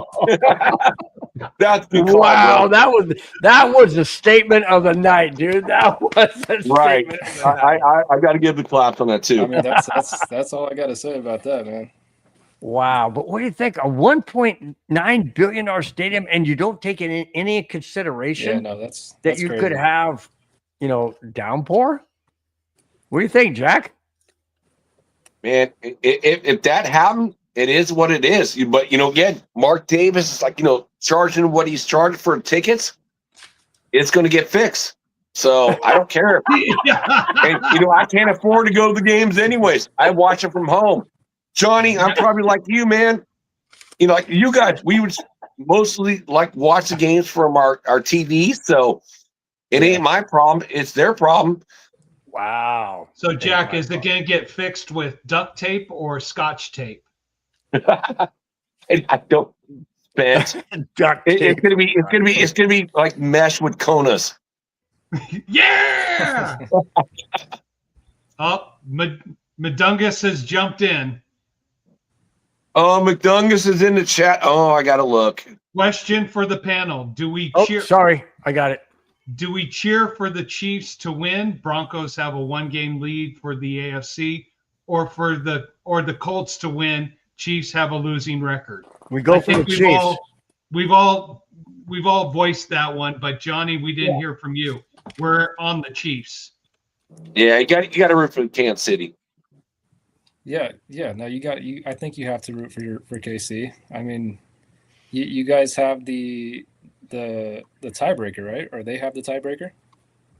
Over the Chiefs, we have the tiebreaker, but over the Colts, not against Colts. The Colts beat you guys. So yeah. Yeah, no, Colts have the tiebreaker over almost everybody in the AFC right now. Colts to lose. Paul says Colts to lose. I totally agree. Wow. Biggie Bronco, you did not do that. Says, I've seen Raider fans throw beer balls and stuff that – I thought he said he did. Never mind. I apologize. He said he's seen Raider fans throw beer balls and stuff that Bronco players just last year or 2 years ago at Alex Singleton for breaking the all-time tackle record. What do you think, guys? Do Raider fans really – you guys been to Raider games? Do they really throw stuff on the field? We've seen it. Yeah, I mean, there's definitely those fans that kind of – no, what I've seen is like, the Broncos fans, like, throw ice balls against Lincoln Kennedy with batteries. Okay, well, it's nice to have you on the show, Jack. And also, I've been at a Broncos game, which wasn't even a Raiders game. It was the Broncos versus Steelers, and sitting at the mile high, line where they draw the line, and I saw like a Coke bottle thrown from a Broncos fan to a Steelers fan, and hit a 14-year-old girl in the head. And it took like 15 minutes for like the medical team to come out there. So I don't want to hear about like, Raiders stuff. Like, again, I know we're bad in a lot of stuff, but that was really bad. So I'm just a fan of this stuff. So I don't want any violence, but that's what I've seen personally. Yeah. Johnny, what do you think? Yeah, no, I mean, like I said before, there's definitely fans. I think you can say for all 32 teams that there's definitely fans that ruin it for the people that are out there just trying to watch their team and watch the football that's being played. Yeah, no, I agree. I've been attacked, literally attacked, multiple times going here in San Diego. Not when I was at Carson, but in San Diego Qualcomm, I was attacked. At least 3 or 4 times. Pushing, shoving. I mean, I'm not a big guy, so I'm easy to be picked on. But I was in the restroom, going to the bathroom, and a guy literally come behind me, grabbed me, hit me on the back of my shoulders, slammed me into the wall in front, and tried to rip off my jersey because I was wearing a Bronco jersey. Seriously? I mean, that freaking. I don't call them fans because fans should react like that, but I call them more like thugs. But anyways, that's just I don't agree with any of that. Why are you fighting? Can you change the outcome of the game? No, all you can do is cheer and support your team and hope they win. You can't change the outcome of the game. It's absolutely impossible sitting in front of your TV to physically. Hi, Anna. How you doing, kiddo? Hello. That's Hi, Johnny Anna. down there. That's Hi. Jack, and Hi, Anna. Charger Bill. Hi, guys. Anna, Anna. Anna, don't believe what your husband just said. What did I you am say? not. He called me the C word. Charger. I am not. That's Eden. No, I am not that. Anna, happy Thanksgiving to you and your family. Oh my God. Look how Hello, tall kiddo. he is. Wow, kiddo. He's 5'6" tall. and 10 years old, Jack. Whoa, he's gonna be taller than your ass, dude. I'm sorry, your butt. Wow, this is cool. We got a family reunion. This is That great. is so cool.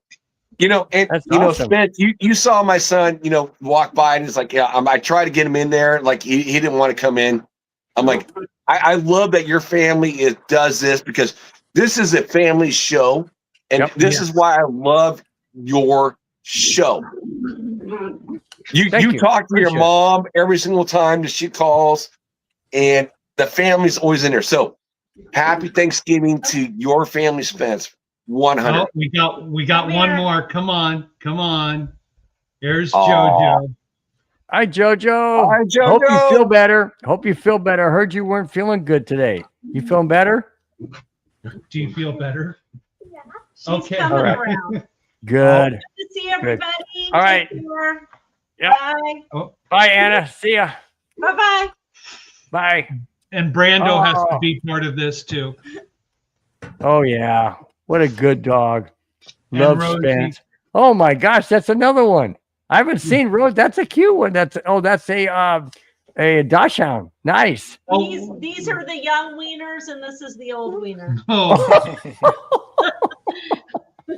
I knew that was coming. That's my joke. That's my running Ah, that's great stuff, man. joke. Did you feed the That's dog? great. Okay. Good stuff. Bye, everybody. All right, see ya.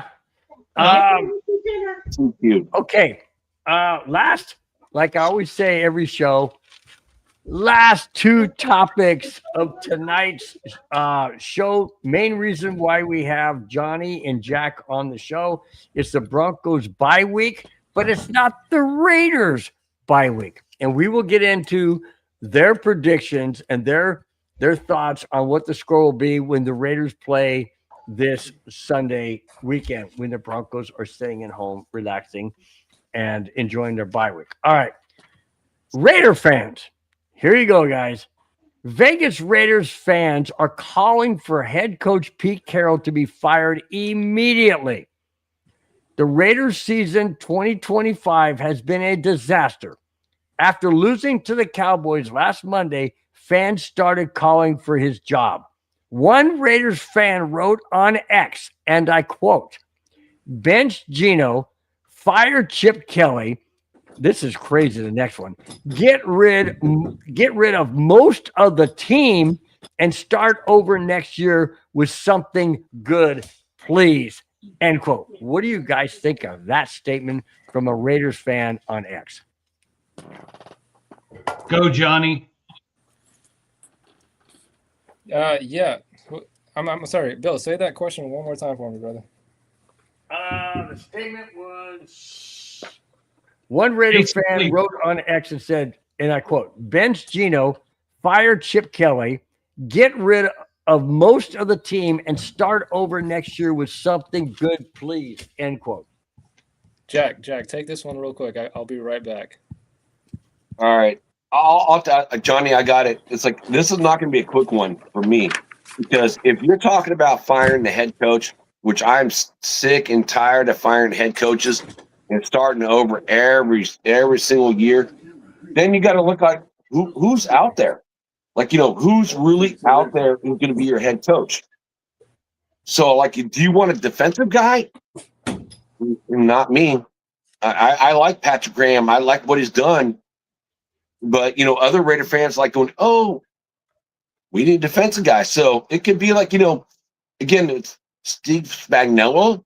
It's like, from Kansas City. he's great defense corner, but I don't think he's a good head coach. Or like even the Chargers, Jesse Minter. I like him, but I don't want him as a head coach. I don't think he's better than Patrick Graham. But at the offensive side, I look, if I was going to say, if you're going to fire the head coach, Clint Kingsbury is probably the number one guy for me that is out there. Oh, wow. Steven says Raiders hear the word rebuild every year. Wow. Well, yeah, we do, but that's what the question was asked. So, but if it's just your offensive coordinator, I think Chip Kelly, and I agree with what the question you asked. I think he's gone, and I'm hoping is Mike McDaniels gets fired from Miami, and he's a great offensive coordinator. I don't think he's a great head coach, so I would really like him to come on. And the earlier question from tonight was like John Gruden. I really wouldn't mind John Gruden as long as he does not have any hands in drafting players because he can't draft anyone. Spytech, I like what he does. The Raiders rookies are to get no playing time. And we talked about scores, and then I'll bring it over to Johnny. It's we're playing Cleveland this week. My favorite player in the draft last year, which we didn't get, was Mason Graham. Ooh. And he's playing with Myles Garrett. That's a great combo, like the Raiders wanted to have with that defensive tackle they got from Miami, the kissing guy, bye-bye, gone. With Max Crosby, I can see what they're trying to do the same thing. I had to score 13-17, Cleveland. I had it as a loss. And I wanted it as a loss. I wanted to play hard, but I wanted it as a loss. Richie had it as 19-17 Raiders win, and DZ had it 17-16. So these offenses stink. They just stink. So that's why it's such a low score. 12-14. You're gonna have to say it because I can't see it on my phone. I had Browns. So Johnny, what do you got? Go, Johnny. What are we talking about? This is going to be a low scoring game. The Raiders are going to lose. Shador Sanders, it's his first start, right? Right. The Raiders have a horrible, horrible record in the recent years with these rookie quarterbacks coming in. They don't. Shador's gonna have a great game versus us is what I'm trying to say, and then that brings me to my other point too. This is it's gonna be Myles Garrett versus Max Crosby, and I think it's gonna be a good game. It's gonna be low scoring. I got it 10-21. I actually had it Browns 17, Raiders 12.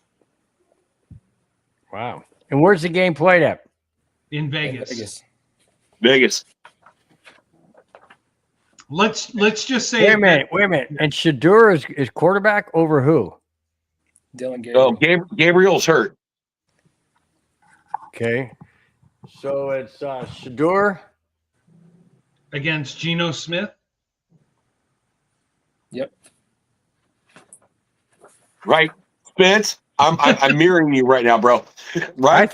I think the Raiders win this game. I think the Raiders win this game. In a rational world, Bill, the Raiders do win this game. Cleveland's not that good. But they're good defensively. And honestly, I think Cleveland's offense scores 3 points. Their defense scores 14. No way. And the Raiders, and as we've discussed it benefits the Raiders to lose this game because it gives them better draft position. I agree, but as a player, you okay, I'm going to ask you guys. I'm going to ask both you, Johnny, and Jack this question, okay? Given what you've already said that Max Crosby wants to be a Raider for life, and he does not want to play for any other team, do you really think he is going to sit back and lay back and just roll over and let the Raiders lose You don't think he has a winning attitude inside his heart and soul that he wants this team to win? I think he does. He always has had that, but it's the surrounding cast. You know, he can't go out there and do it by himself. So true. So what you're saying is he'll go out there and do his best, but the rest of the team's just going to lay an egg. Mm-hmm. And don't you think that sends a bad message? I mean, if I was Max Crosby, I'm not going to put myself in his shoes. Let's just say I'm in that locker room going, hey, how come you guys ain't fighting? How come you guys ain't playing hard? We want to win. We're not going to sit back and just lay an egg and let the league, call us the laughing stock of the NFL. I mean, I would be irate. I'd be angry. Unless Tom Brady has talked with Max Crosby and said, this is the vision I have for the next year to 3 years. I can't buy that. You can't buy it, but is that the right business perspective? I mean, Jack, I saw you shaking your head. What do you think of that? Well, yeah, I want to pause you guys in that because Max Crosby wants a set. He doesn't want to just be like a player to bounce on teams. He wants to hold records, all-time leading records for a team. So he's got it tattooed on his body, being a Raider fan, being a Raider player. He doesn't want to be that guy that just bounces around. He wants to be the all-time guy. He wants to beat out a Howie Long or a Greg Townsend. He wants to be that guy. Like when you pass away, your name is still remembered every single year. People bring it up. This is that guy. So it's like I don't see Max Crosby ever going anywhere. And yet he, just like Benito, okay, we talked about Benito tonight. He took a lesser paying contract. Crosby is only getting paid $36 million a year. What is, again, playing against the Raiders, Myles Garrett with $44 million a year? $11 million more per year? I mean, who would you rather have? Myles Garrett and then eat $11 million, or a Max Crosby and save $11 million? Yeah. That's the mindset that Max Crosby has. Listen to this. And if Steven Max says, Crosby, imagine Tom Brady asking someone to lose. He might hope for that, but he'll never ask for it. Yeah. No, and Max Crosby, does he want to develop a defense, or does he want to go for the gold mine? That's the big question. What's his current contract right now, Jack? Well, he just signed that contract. I think it was like a 3 or 4 year contract. It's at $33 million a year. Reasonable. So, again, and Myles Garrett, like $44 million. The Cowgirls traded their player, and he's going to get more. So, I mean, they got him on cheap. He's probably the cheapest high-star defensive end in the entire NFL. So why would you trade that asset to any other team? Exactly. And this is what the Broncos developed here. You develop a culture of come and win and develop a legacy. This is what Max Crosby needs to do. But it takes leadership to be on the same page. And I don't know if leadership with the Raiders is on the same page with Max Crosby and the rest of the team. That's the big question that you guys have to address. Yeah. All right. Johnny, what do you think? Go ahead. Before we get to the last topic, go ahead. Yeah, no, I agree with you guys. I feel like they have to continue to build around Max Crosby, especially if he wants to stay there. And like Jack said, he's a loyalty guy. He's there to stay for the long time. He wants to win with the Raiders. So I think you just continue to build around Max Crosby, and you get the quarterback in the draft, and you get some guys that can actually block for him, and I think we'll be fine. And I think if we stick with Pete Carroll, because you need consistency there. If we go through another coaching change, with the whole regime change and everything, it's gonna continue.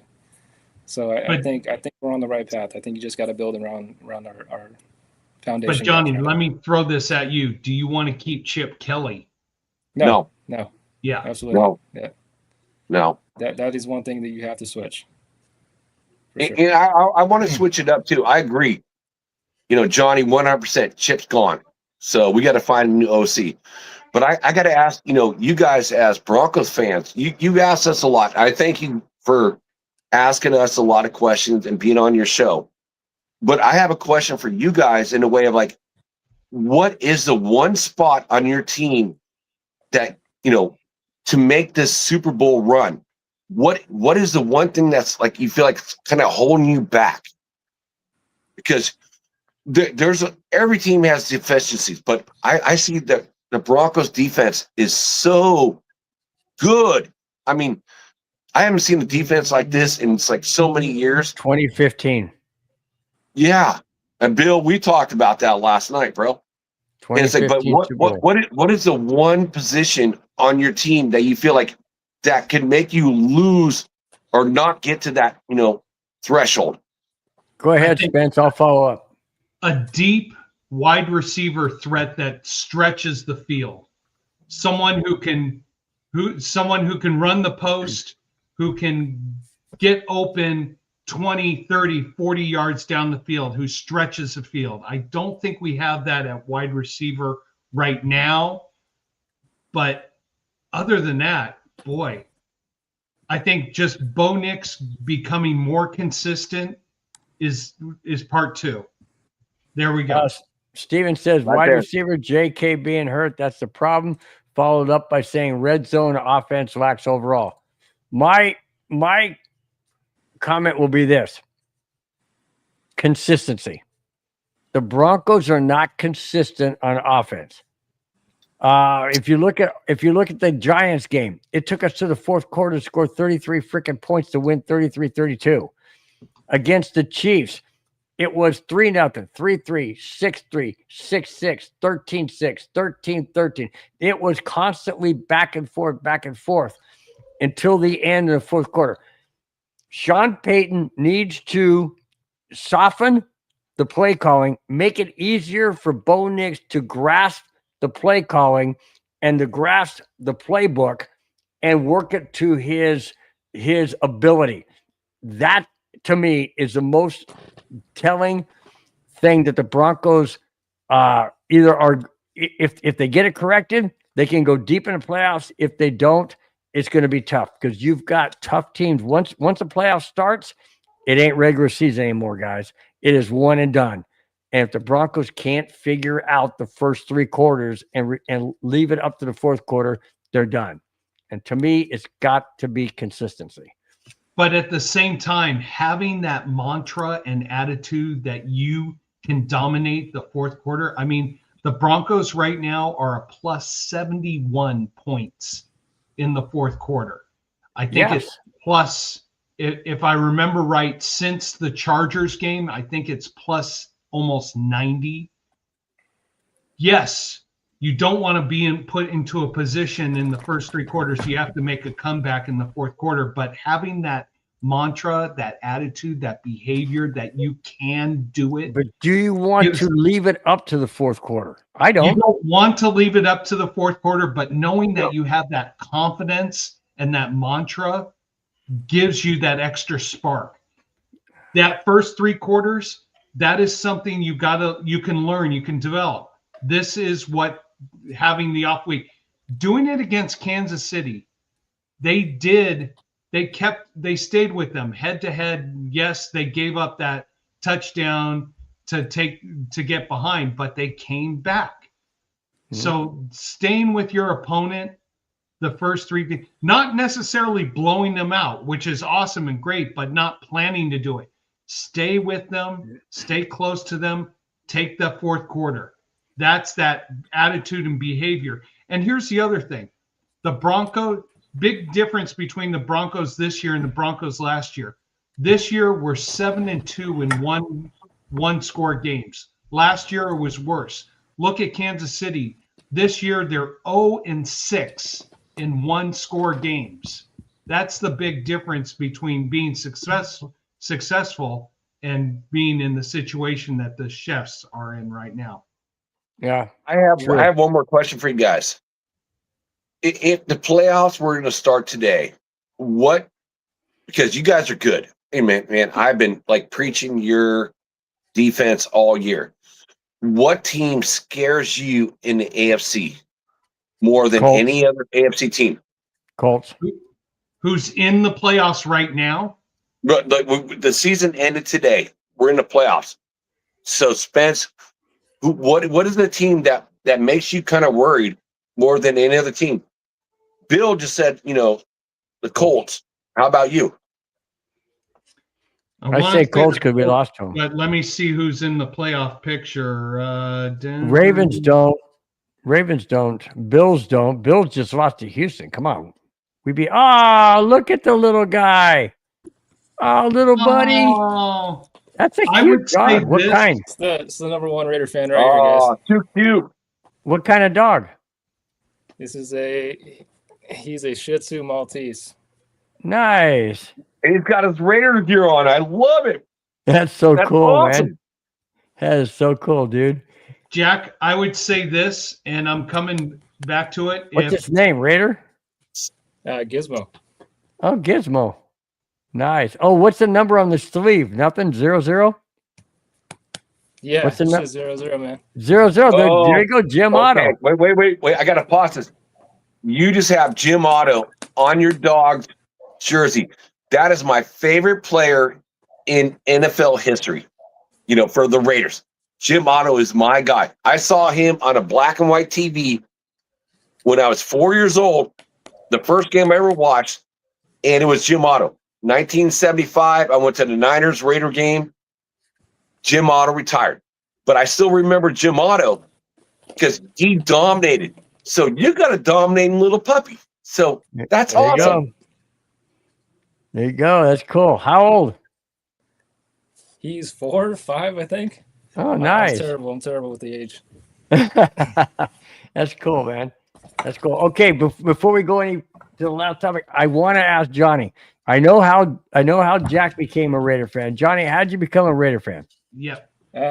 My grandpa, my grandpa and my dad, man. My grandpa was a huge Raider fan. Obviously, my dad, followed him, and I was kind of born into it. So that's you were born. Where were you born? What city?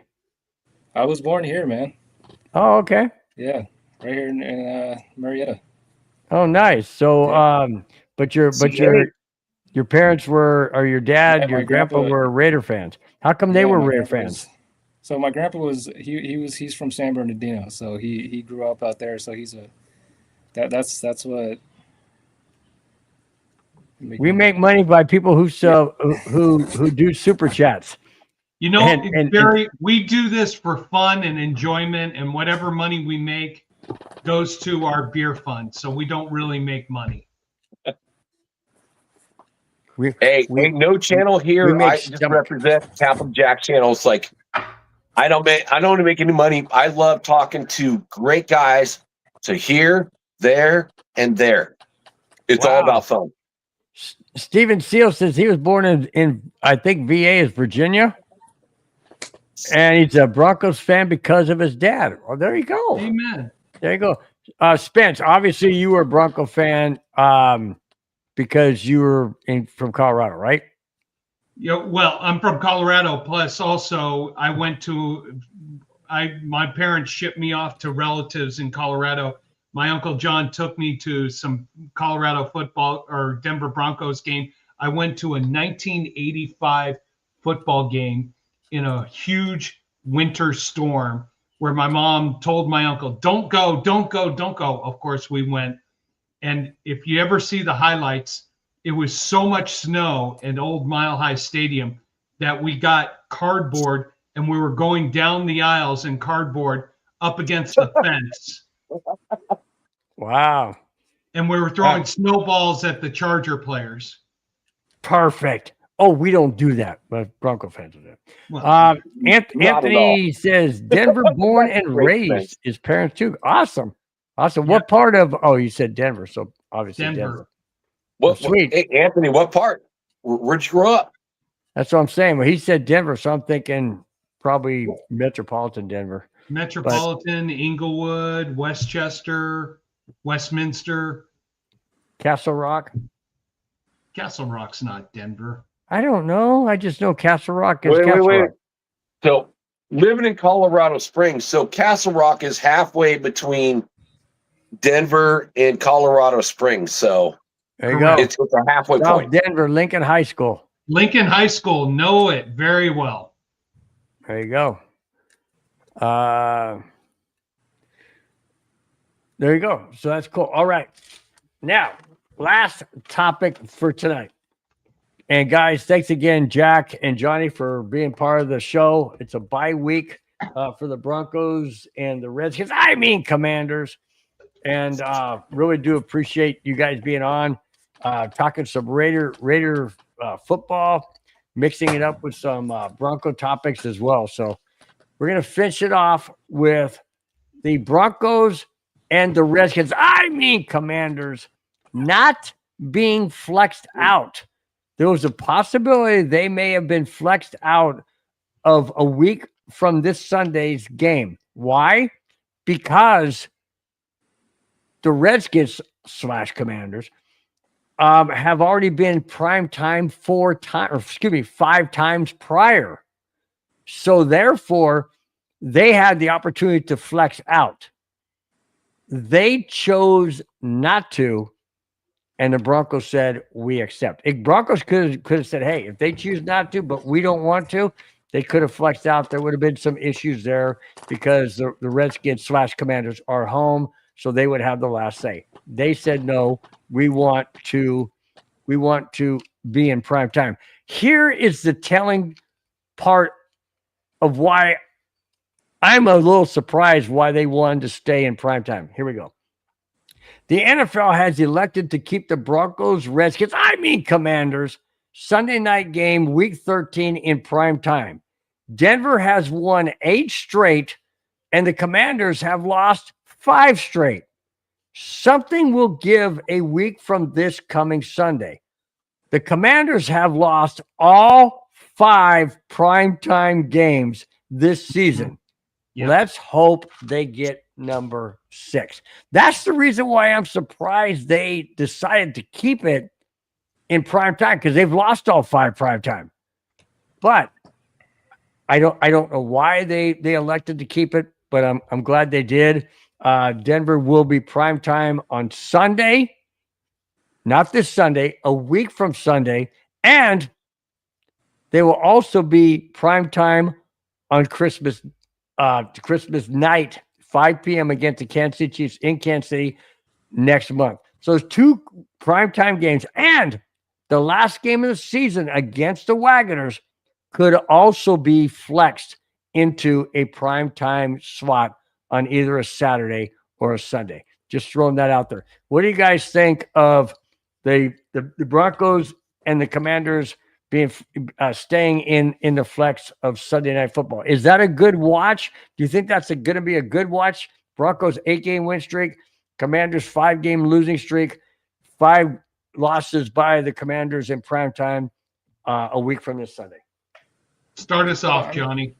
Yeah, I mean, I better see you guys dominate that team. That's all I'm going to say, man. Well, we didn't dominate the Raiders on prime time, so I don't know about that. Who's the quarterback for the Commanders? It's going to be Marcus Mariota. Yeah, Marty. Oh, Mariota. Okay. Marcus. I butchered that name, didn't I? Yeah, kind of sad that Gene Daniels is not playing. Why? You want to see Daniels?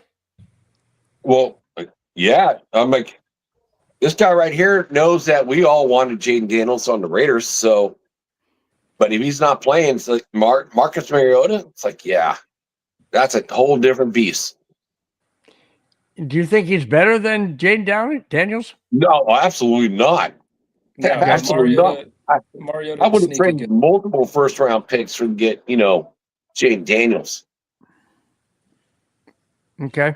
The reason why I But say you that, guys should Mariota not be looked good flexed last out game. because your Broncos are that good where everybody should be able to, in the nation, not the Raider Nation, like me and Johnny, but the whole nation of the, United States of America should be able to see the Broncos play that game because you guys are going to the playoffs and you guys are a strong team and you have a chance to win it all. So that game should always be played.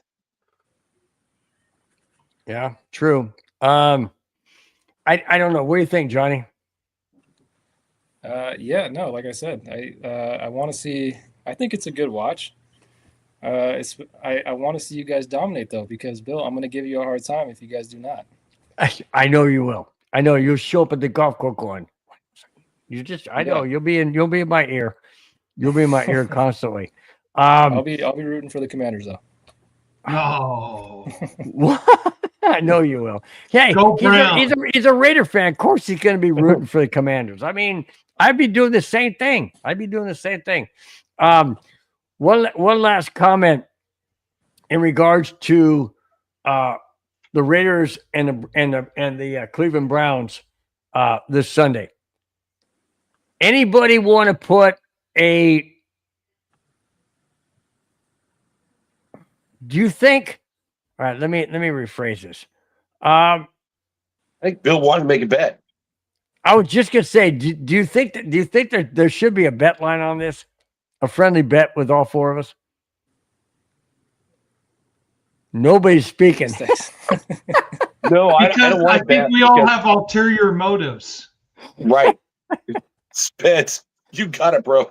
Exactly. So it ain't gonna work. I mean, if you're putting a gun to my head and say, Spencer, you got to make a wager, I'm probably looking at what's the over under? I was just looking at it. 36. 36 over under. And the Raiders are favored? Who's favored? Cleveland or Vegas? Vegas is favored by 4. Wow. Yeah. I told you they're going to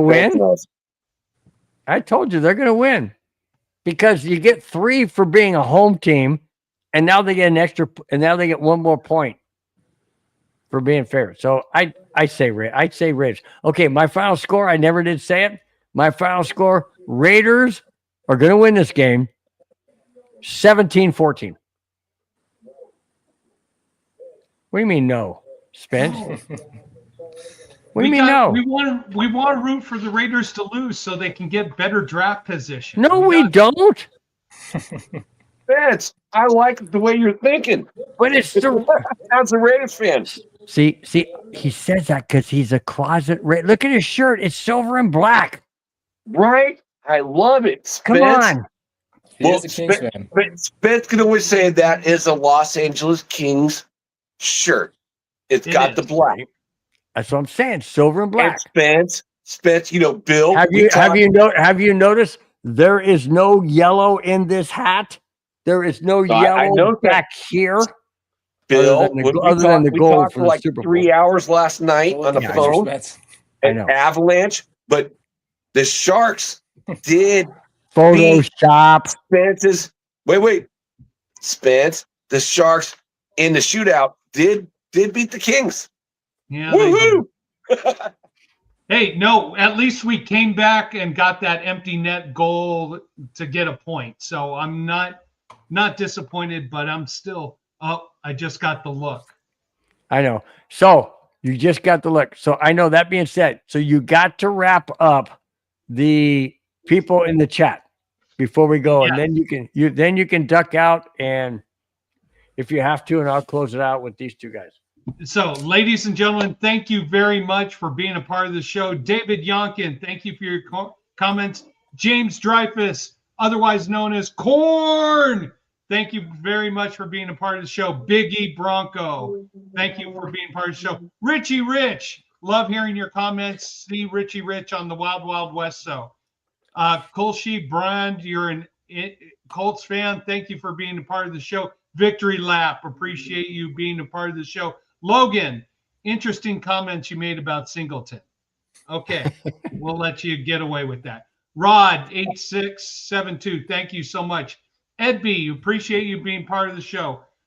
Brian DeTominer, I butchered that one. Thank you for being part of the show. Beans, appreciate you chiming in, being a part of the show. Clayton Haran, thank you for being a part of the show. Jerry, thank you for your comments.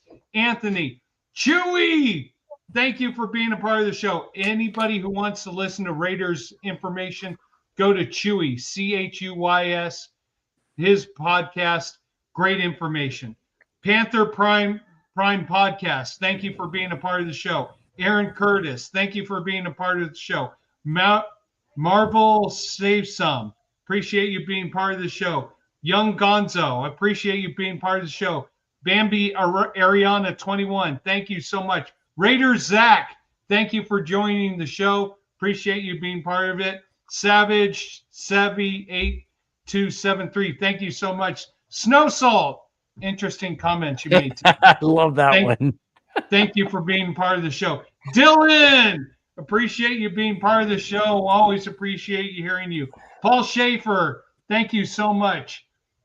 Now, it's not Kona, but it's Conservative Decker. I'm going with Kona Decker. Thank you for being part of the show. Dem Morris, thank you for being part of the show. XS Outlaw, thank you for being part of the show. Curtis Knight, thank you for participating. Steven Seal, thank you so much. Johnny 2679 and Joshua 98083, thank you for being part of the show. We appreciate all you guys chiming in, making comments. Gotta save the last ones for my mom and my dad who are texting. Sorry I didn't get more of your comments. Appreciate everybody being part of the show tonight. Johnny and Jack, thank you for joining us. Made this show a lot more fun. We're a big family here at the MHRT Network. Thank you for being a part of this show. Take it away, Bronco Bill. All right, Johnny, Jack, don't go anywhere. I'll see you in the green room. Kona, have a fantastic rest of your evening. Happy Thanksgiving to each and everyone out there. We will see you a week from tonight, right after Thanksgiving. That next Friday, we will be here unless Kona says he can't. Are you going to be here? It's up to the boss. You know she makes the decision at the last second. All right, let me know. If not, happy Thanksgiving to each and every one of you. And Spence, I love what you do and calling out every single person's name and writing that down. That is impressive. And you know what? That's why this show is so flipping awesome. Yeah, we do that each and every week. Guys, have a fantastic week. Enjoy your Thanksgiving. We will see you a week from Friday. Enjoy the bye week, guys. Broncos will be back live in 2 weeks. We'll talk to you then, guys. We will be here Friday. Take care. Bye-bye. Fast lane when I pass in the street, bag of money in the passenger seat. Tempo's been asking for me on the road from the west to the east. Way up, I might never come down 'cause the